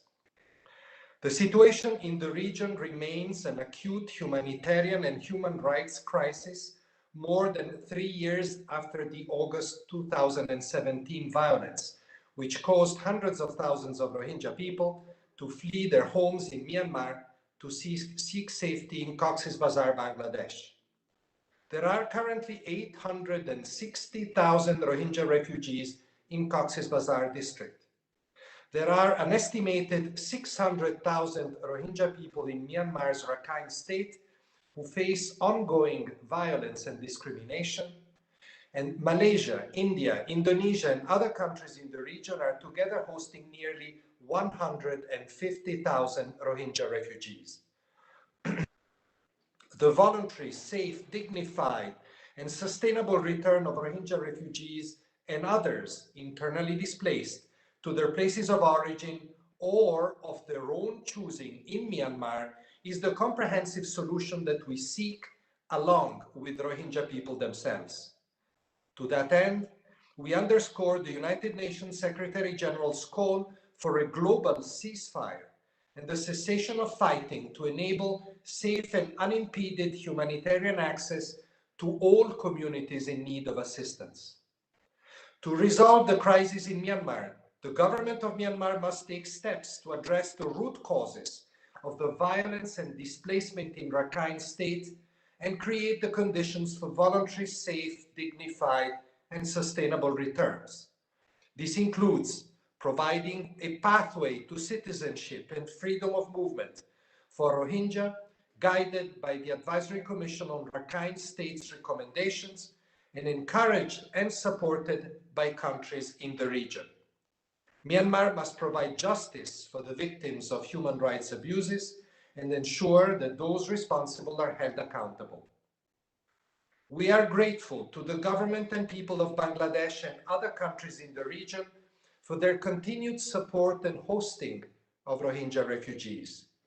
We acknowledge the responsibility they have undertaken, and we assure them of our continued donor commitment to support the humanitarian needs of Rohingya refugees throughout the region and especially in Bangladesh. This support needs to go hand in hand with increased support to host communities. While we continue efforts to secure long-term solutions, a focus on more sustainable response planning and financing in Bangladesh could more effectively support the government's management of the response and maximize limited resources to benefit both Bangladeshi and refugee communities. The crisis is having a devastating effect on vulnerable members of Rohingya communities, particularly women and children, who require gender and age-sensitive interventions. The crisis is also affecting the wider region, with refugees, mainly women and children, desperately attempting to reach other countries in the region. We greatly appreciate the efforts of those governments that have allowed the safe disembarkation of Rohingya refugees in distress at sea. We assure governments hosting Rohingya that donors are committed to supporting these refugees. We will continue to provide strong support for displaced and stateless Rohingya people, wherever they are in Myanmar, Bangladesh, and other countries in the region. The international community has demonstrated its strong commitment to the humanitarian response with the announcement of funding today totaling 597 million, almost 600 million US dollars, which significantly expands the nearly $636 million in humanitarian assistance already committed so far in 2020 under the Bangladesh Joint Response Plan and the Myanmar Humanitarian Response Plan.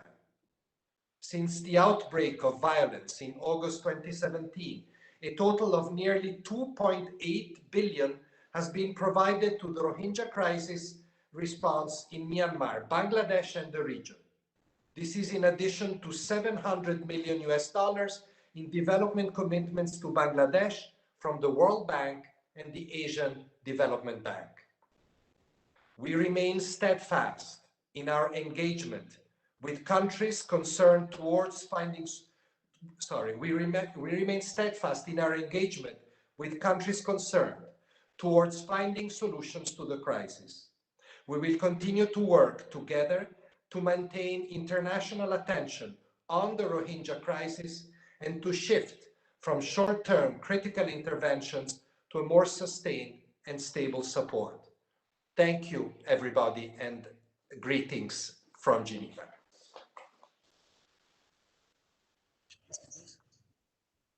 We're done.